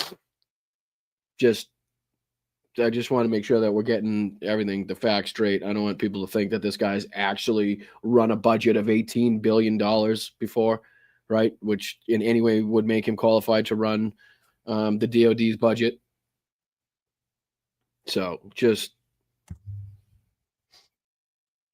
1,560 times lower than the Department of Defense budget of $825 billion. $16 million is 51,000. So I think she's corrected herself here. I think that's what's going on, right? I think she's saying 16 million, right? Which I still think it doesn't even sound right to me, but I'm gonna take her word for it. And I think she's saying that is 51,000 times, it's 51,000 times less than the Department of Defense budget. So she's making the same point that I was making. So I should have just shut up in the first place. 568 times smaller than the defense budget. Please describe to me, Mr. Hegseth, you talk about DOD passing an audit. Please describe to me a time or an organization when that you led underwent an audit, because you say you're going to hire smarter people than you to run this audit. I'm not asking you to be an accountant. I want you to be able to tell me what kind of guidance will be given to those employees, what will happen whether or not you pass that audit. Have you led an audit of any organization? Yes or no? I don't want a long answer. Yes or no? Have you led an audit of any organization of which you were in charge? Senator, in both of the organizations I ran, we were always completely fiscally responsible. Yes or with the no, money did that you we lead had. an audit? And the way my Yes or leadership no, did has you lead been an audit? stated- Yes or no? Yes. I love that she's like, shut the fuck up, answer the question, stop steamrolling, stop your fucking wasting the clock. Completely What are you afraid of? You mischaracterized. can't answer this question. Yes or no, did you lead an audit? Do you not know this answer? Senator, every Yes or part no? of my leadership Yes of these or no? organizations Yes has or been no, did you lead an audit? misrepresented I will from take top that as to a no. bottom. Yeah, look at even the blonde saying like, she's not gonna answer the question. Answer the fucking question. What were the findings? So there were no findings because you've never led an audit. What guidance did you give the auditors? None, because you've never led an audit. Nobody expects you to be an accountant, Mr. Hegseth. What we expect is for you to understand the complexity of this Pentagon budget process that is absolutely necessary to outfit our warfighters. Look, the Secretary of Defense is required to make quick decisions every single day that, well, with high-level information that's being provided for them. A Secretary of Defense has to have breadth and depth of knowledge. Right now, I am concerned that you have neither. Mr. Hegseth, what is the highest level of international negotiations that you have engaged in, that you have led in? Because the Secretary of Defense does lead international security negotiations. There are three main ones that the Secretary of Defense leads and signs. Can you name at least one of them? Could you repeat the question, Senator? Sure. What is the highest level of international security agreement that you have led?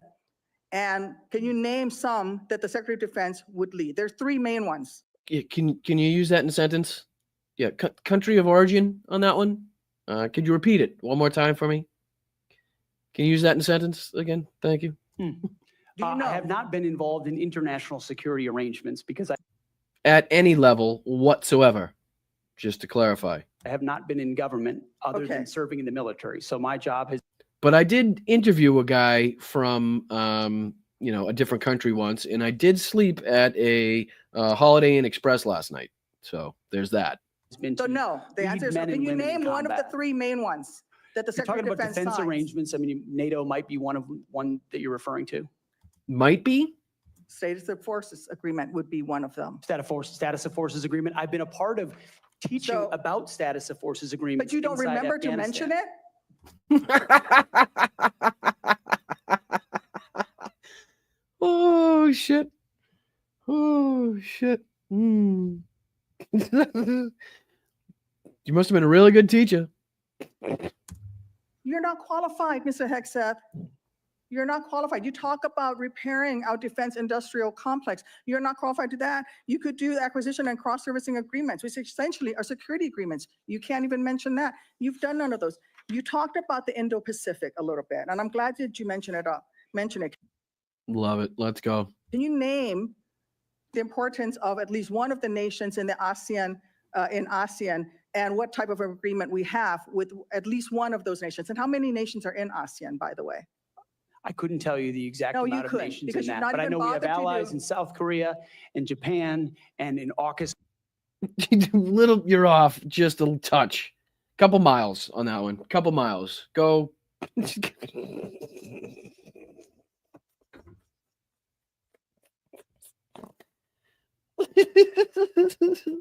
Oh, I got a kick out of this one. Sorry. I really got a kick out of this one. with Australia and trying to work Okay. on submarines with them. Mr. and data Hegseth, transfers none with of those them. countries We are have in allies ASEAN. across. None of those three countries that you've mentioned are in ASEAN. I suggest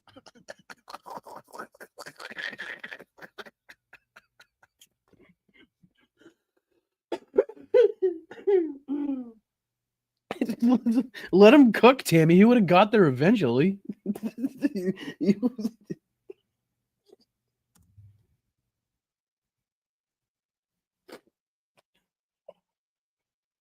you do a little homework before you prepare for these types of negotiations. Listen,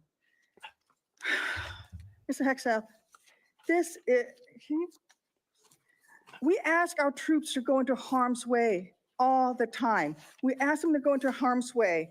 And this behind me is a copy of the Soldier's Creed, a copy that usually hangs over my desk here in the Senate, and you should be familiar with it. It's the same copy that hung over my desk at Walter Reed every single day that I woke up and fought my way back because I wanted to go back and serve next to my buddies who'd saved my life. This same copy, these words are repeated over and over and over again. And let me read out two things to you, two sentences. I will always place the mission first, and I am disciplined, physically and mentally tough, trained and proficient in my warrior task.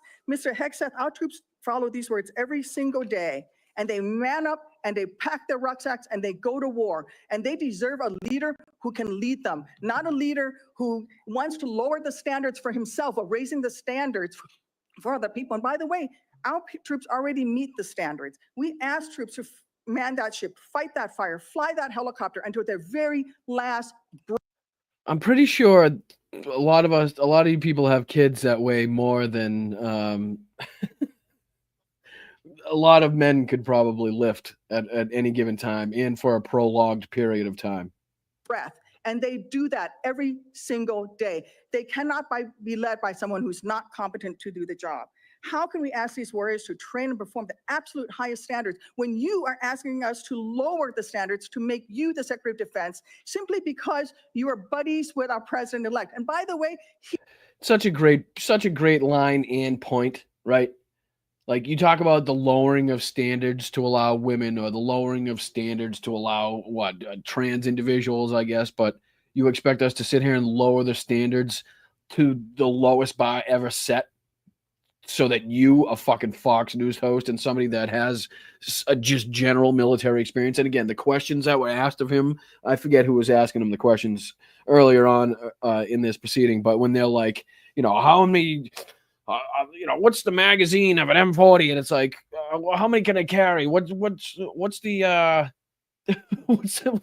what type of ammunition does this pistol hold? And it's like, yeah, great. Any fucking drunk gun enthusiast at the end of the bar who shoots fucking once one weekend a month knows that same shit, right? Like, what the fuck? How does that make you in any way, shape, or form qualified to be the leader of the military? It was just so fucking infuriating. It was so fucking infuriating, these questions. And it's like, yep, well, that'll do it. I guess he knows. Yep, he does know what type of battery his. No, actually, he didn't know what type of battery his night vision goggles hold.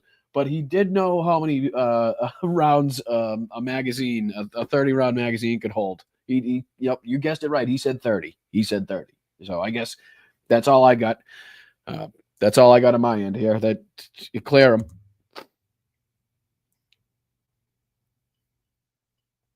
Come on, Timmy.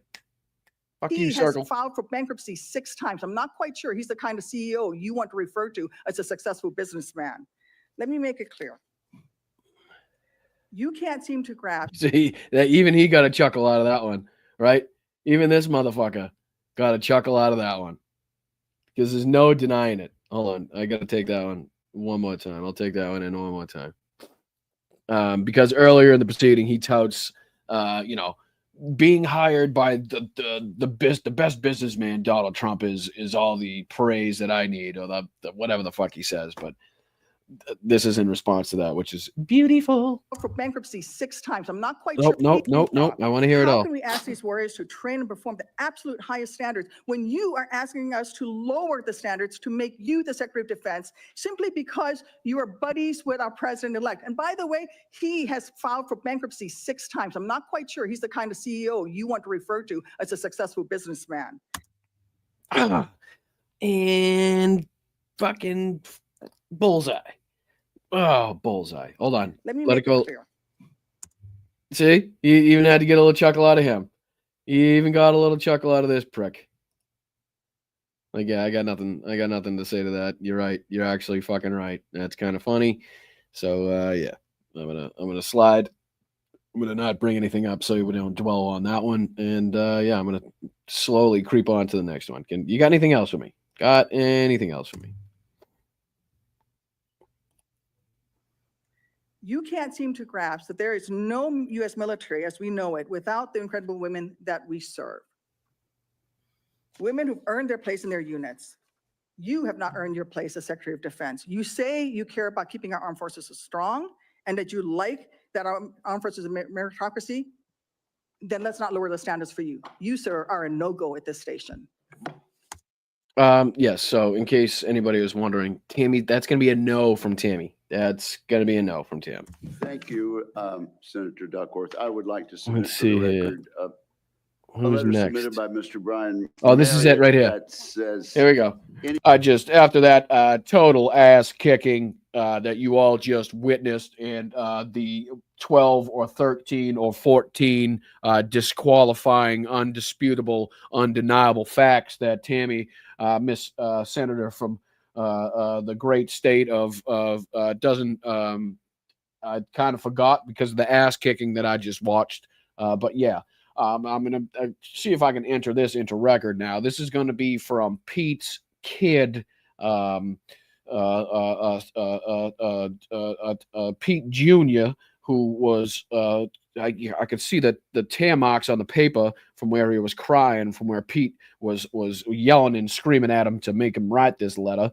But I would like to still enter this into the record, saying that everything that Mrs. Duckworth just said is false and does not count.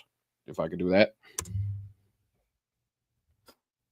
Anyone who would claim that Pete mismanaged funds at Vets for Freedom is ignorant of the facts. Without objection, it will be admitted to the record. Senator Budd. Thank you, Chairman Wicker, and congrats on your chairmanship of this committee. Well, I want to thank you for your leadership and your handling of this today. I think you're doing a great job. A little bit about what I would have talked about had you made yourself available prior to the hearing. Nevada is home to the premier aviation training ranges for both the Air Force and the Navy, the largest ammunition depot in the world, and the only place in the country where we are able to verify the reliability of our nuclear stockpile without the need for explosive testing. The Nevada National Guard is one of the only few units across the country with the mission of fighting wildfires. It's for another hearing. And currently activated to fight the devastating fires around Los Angeles in support of our neighbors. We therefore play a critical role in our national security, and the person who holds the position of Secretary of Defense matters greatly to Nevada service members and our military equities. But every single person who serves in the military, we've talked about, my colleagues, esteemed colleagues, have talked about recruitment and retention. One day they will. Just colleagues is fine. They're not esteemed. I see nobody esteemed on that other side of the aisle. So as much as I, applaud your grace and candor and your generosity towards my esteemed colleagues of the other aisle, please across the aisle, they're very much esteemed. They're not esteemed. They're just fucking colleagues. So can we please not put these people on a higher pedestal than they deserve to be? Just a little nitpicking. Sorry. Become a veteran. So my veterans and the folks who are serving active duty now are concerned about what you think. DOD does not have jurisdiction over Nevada's 200,000 plus veterans, but I am interested in your views about the service members once they've transitioned out of the military, given the influence you would have while they're in service if confirmed. In 2019, on a segment of Fox and Friends, you said that veteran service organizations, VSOs, I'm going to quote, encourage veterans to apply for every government benefit they can ever get after they leave the service. You stated you don't want to, quote, be dependent on government assistance from the VA based on injuries or illnesses that might have arisen from your military service.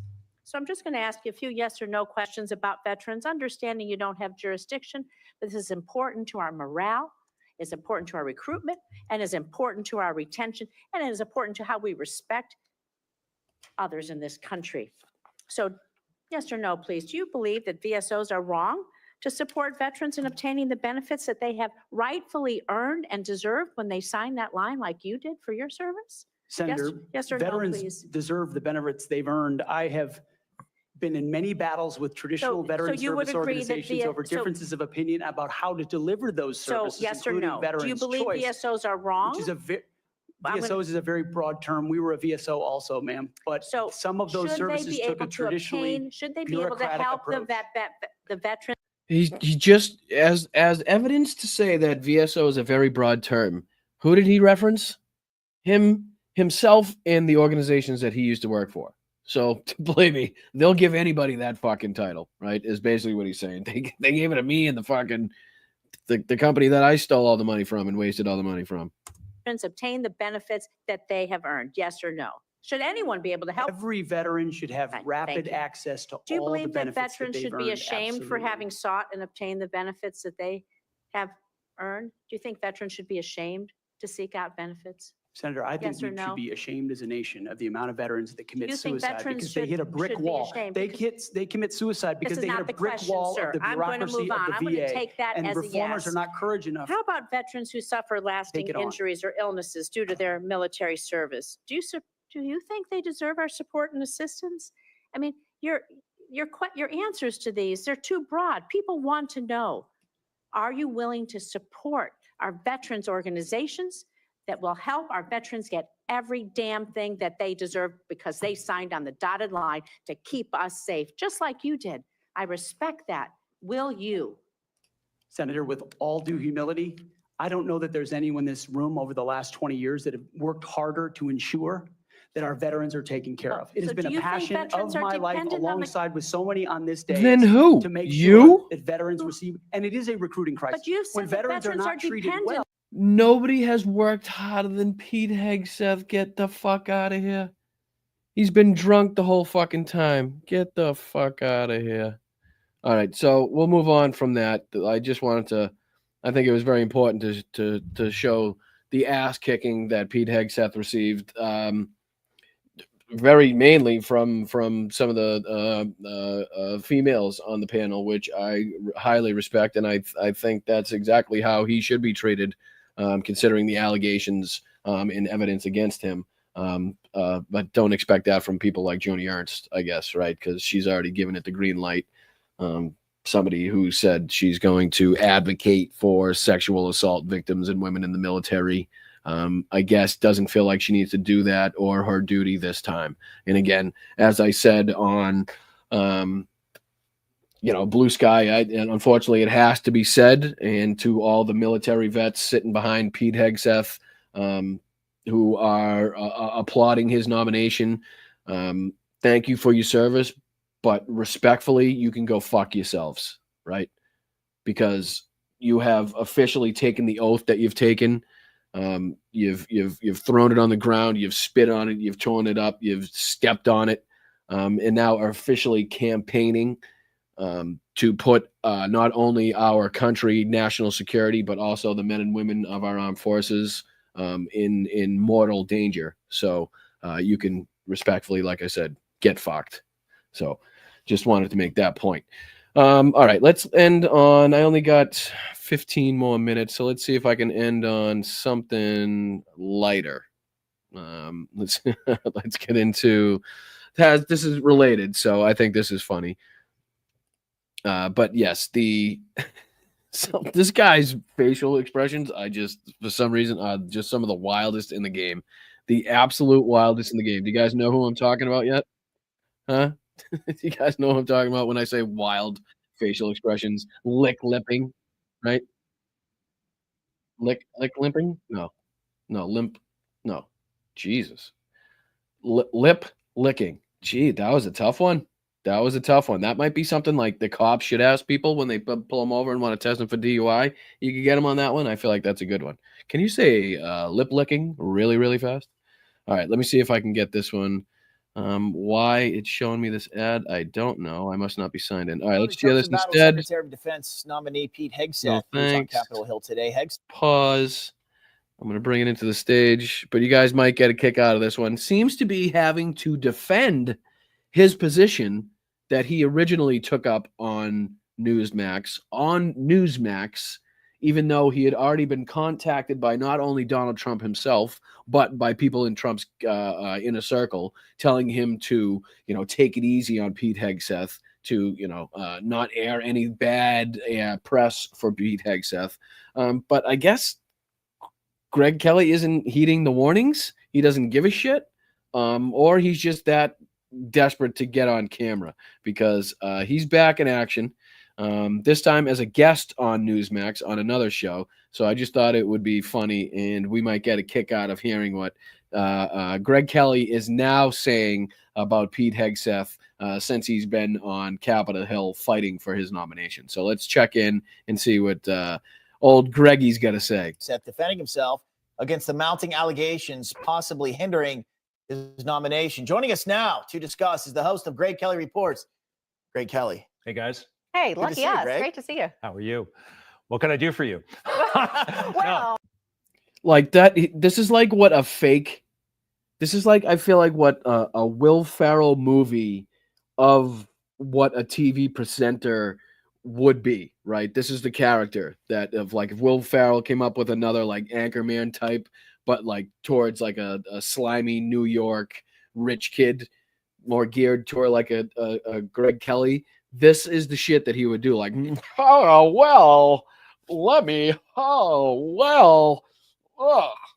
tell you what I've been up to this week. Well, it's been a doozy. Like that, he's such a weird person. I understand that my name has been thrown around quite a bit because I have taken a public position against Pete Hegseth. I think he is the wrong man for the Pentagon.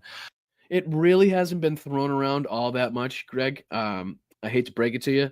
Really, actually, nobody besides like people that cover this type of thing has been talking about it. I guess if anybody has really brought your name up, it's Donald Trump and, you know, people in his inner circle that called you basically bitching at you and ordering you to do something, which you seemingly complied with for a certain amount of time. But maybe, I don't know, maybe he's heard that it doesn't really matter what he says. Pete Hegseth's going to get confirmed anyway, or whatever he's hearing. It seems like he's either been put on the hot seat and has to call himself out again, or he's doubling down on what he originally said about Pete Hegseth. I think he should not be the defense secretary. So at one point, I supported Pete Hegseth when.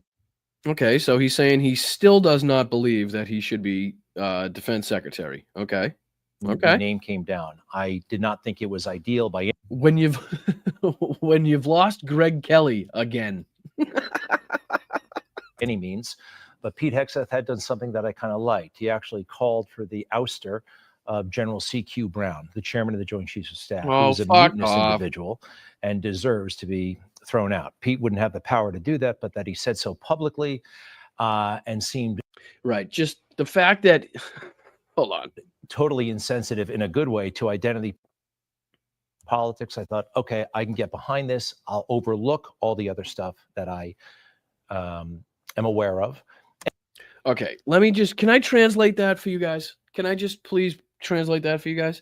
So because that Pete Hegseth said publicly that something should happen that Pete Hegseth doesn't even have the power to do, which Greg Kelly acknowledges, but because he said he would like to see something done that he doesn't have the power to do, that is enough in itself for Pete to put aside all the sexual assault allegations, all the public drunkenness, all the affairs, the wives, the kill all Muslims thing, all of it. That's just because he said something that he can't do.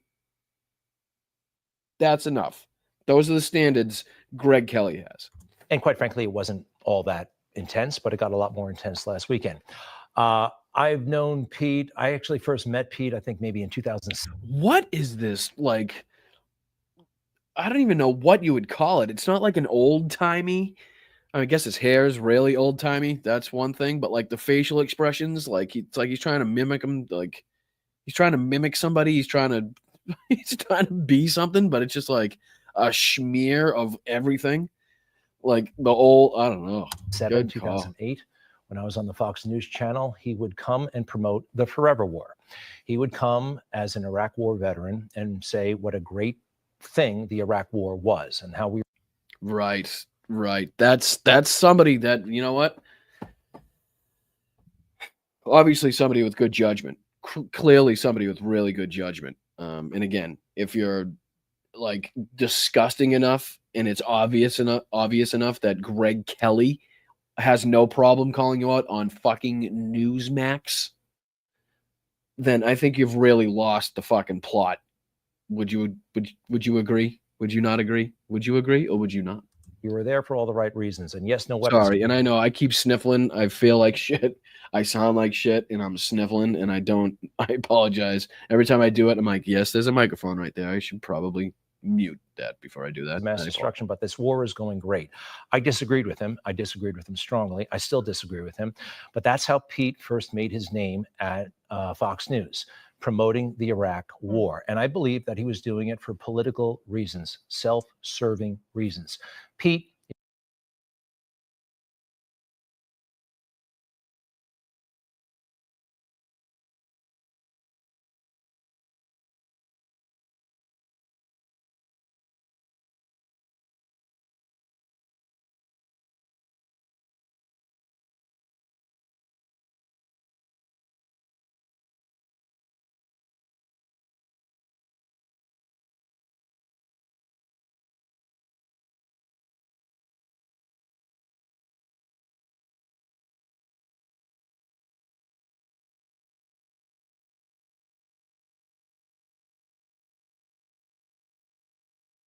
See what happens when I'm nice? That's why I just sniffle. That's why I just sniffle. Fuck. Sorry. It was a good point I was making too. And I'll be fucking damned if I'm gonna remember what the hell it was. All right, let me see if I sorry. I was trying to be nice. Fuck myself over. and he talked about Fox News, promoting the Iraq war. And I believe that he was doing it for political reasons, self-serving reasons. Pete, it was very apparent, and he talked about it, wanted to be a congressman, wanted to be a senator, wanted to be somebody important, okay? This is long before MAGA, long before any of that stuff. I told you, though, once the name came down, and I love President Trump, but he's not infallible. And from time to time, you know, personnel mistakes will be made. And I am allowed to say what I think about these mistakes. So then the New York Times story comes out. We all know that the fake news is the fake news.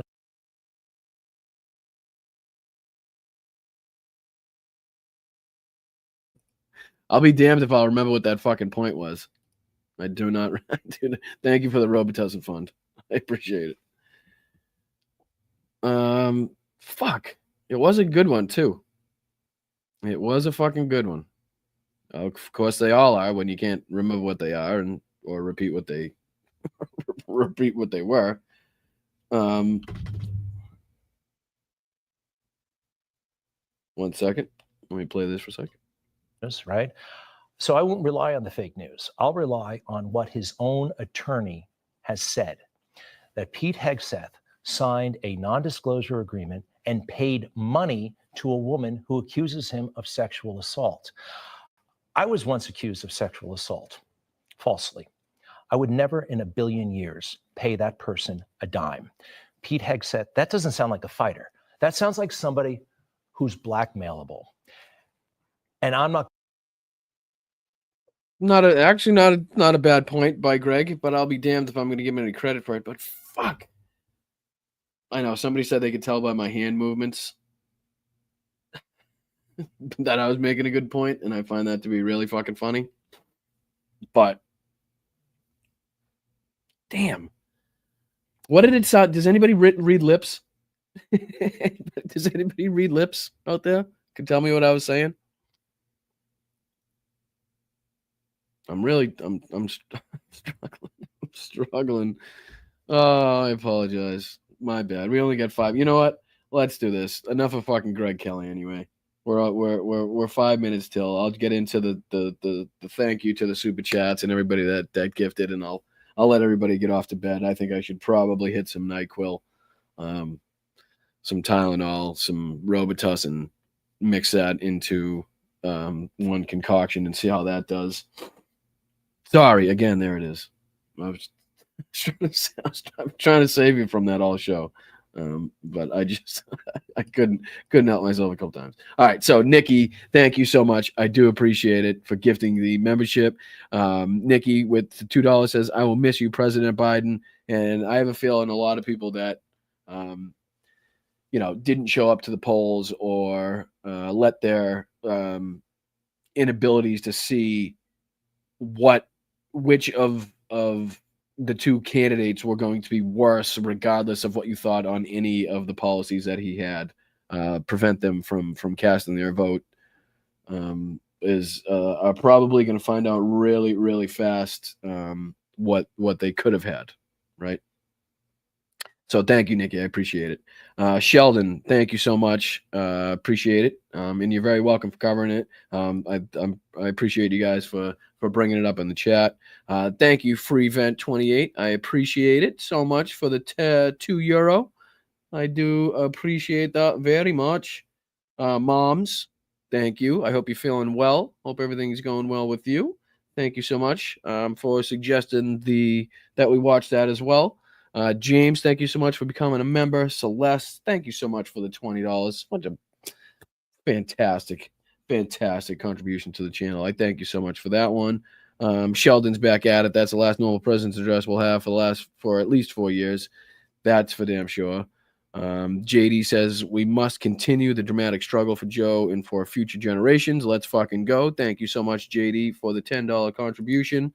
Letitia Sanders became a YouTube member. Thank you so much, Letitia. I appreciate that. Very much appreciate that. Very nice of you. Thank you so much.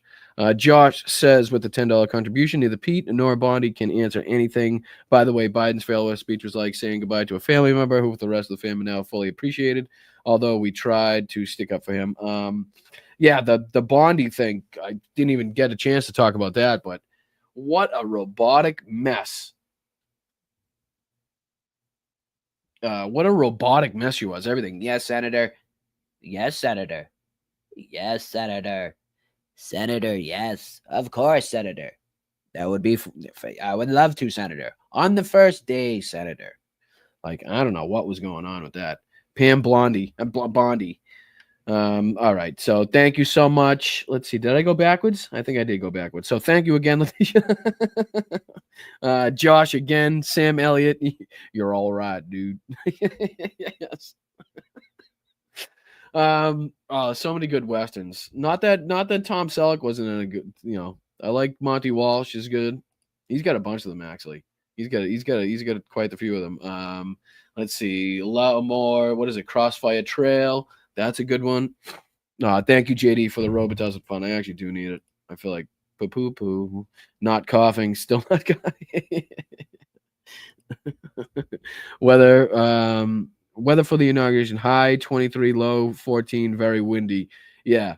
Something tells me he's not going to be very comfortable out there. Something also tells me that he's not going to get the record turnout that he's hoping for again, right? Remember last time where it was like, of course he's going to try to inflate the numbers, but I just don't think he's going to be able to get away with it. And who knows?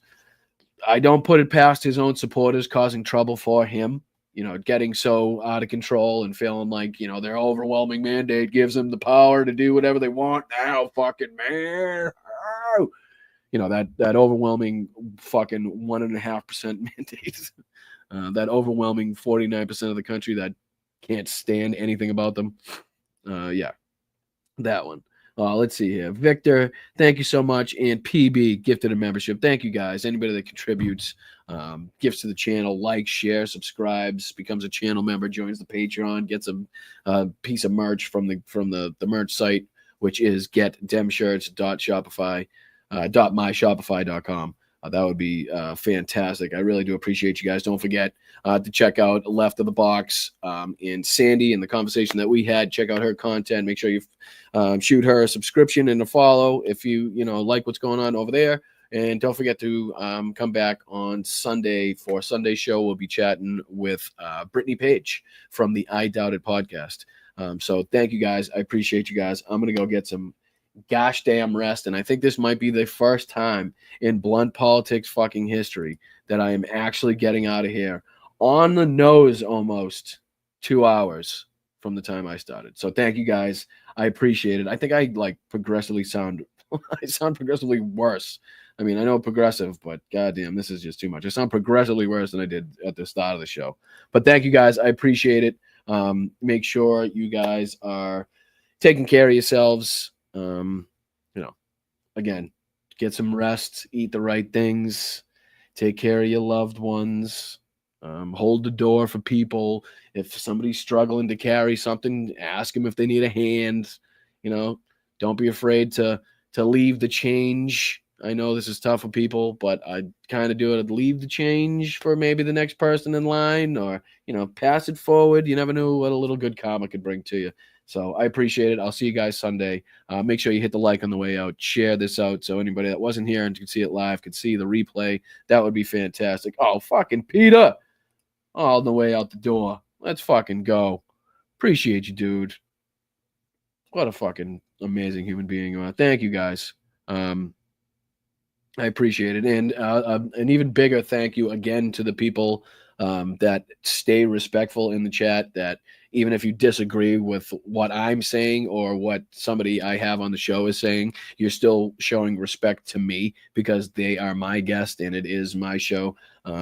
To anybody, to the people that were not childish, to the people that could actually have an adult fucking conversation. Thank you guys so much. I really do appreciate it. Oh, another one. Who is that? Oh, Jimbo.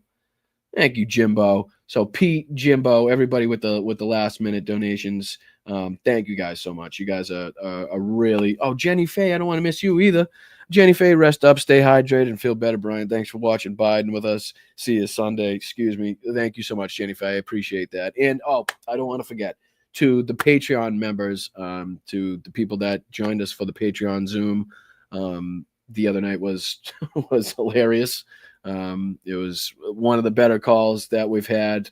Probably the perfect amount of people where, you know, it didn't feel like it was empty, but it didn't feel like there was too many people in there where, you know, people couldn't talk and stuff. So one of the better discussions, again, if you want to get in on any of the Zoom meetings that we have, which is, again, mainly not about politics. Again, it's none of my content or anything like that. Sometimes if the conversation gets steered in that direction, we'll talk about it, but typically it's a more laid back, you know, chat about the weather, chat about whatever, something that's in the news that's not political, whatever the hell it may be, your cats, your dogs, your house, you know, something that's going on in your life, that type of thing. So you can sign up at patreon.com/BostonBrian. Either any one of the tiers that you sign up on get you in on the Zoom. So check it out. I appreciate it. I'll see you Sunday. Thank you guys very much. And I will see you next time.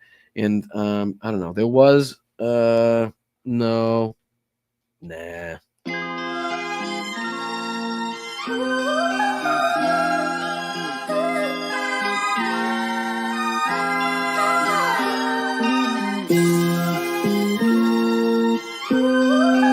Thank you, WW. Meat, nor drink, nor money I have. Rastafari. Thank you, WW. I appreciate it.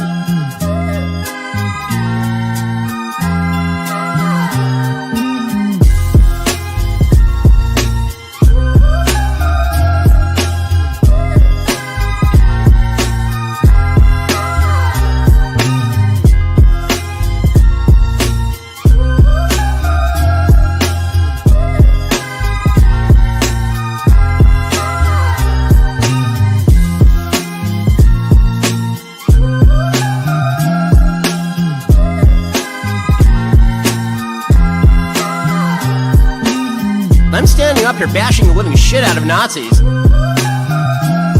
referred to my hands. If they're small, something else must be small.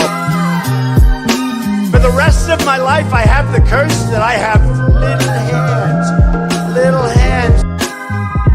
I can just tell you that a con artist is about to take over the Republican Party and the conservative movement, and we have to put a stop to it. I'm just dandy. I got a bowl of chocolate pudding in my underpants.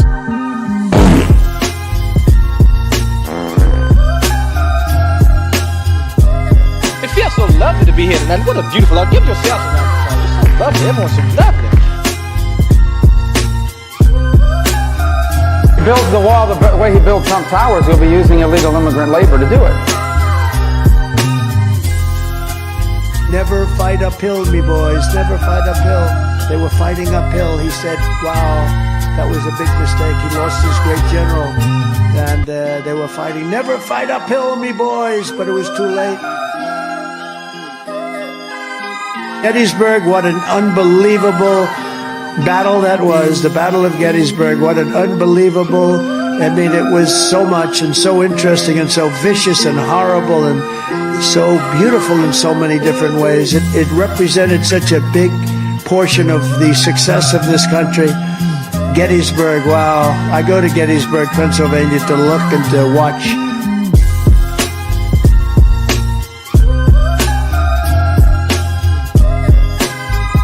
China has total respect for Donald Trump and for Donald Trump's very, very large brain. Man, I ain't falling for no banana in my tailpipe.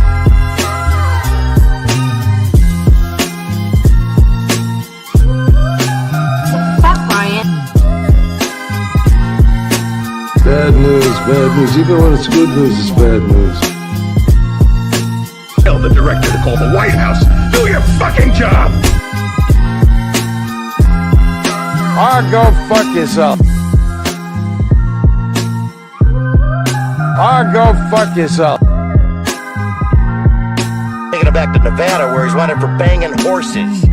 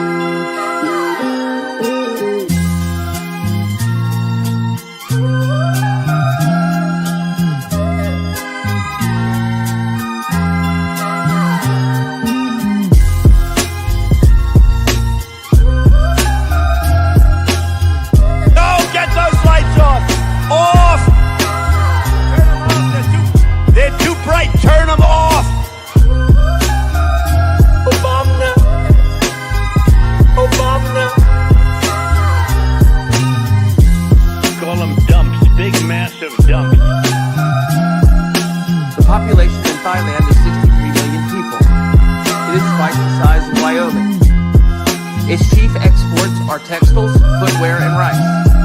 Each year, approximately 13,000 people are killed in car accidents in Thailand. Army manned the airport. It ran the ramparts. It took over the airports. It did everything it had to do. Welcome to our country from the Congo. Where do you live in the Congo? We live in prison. Oh, we've endorsed JP, right? JD Mandel, and he's doing great.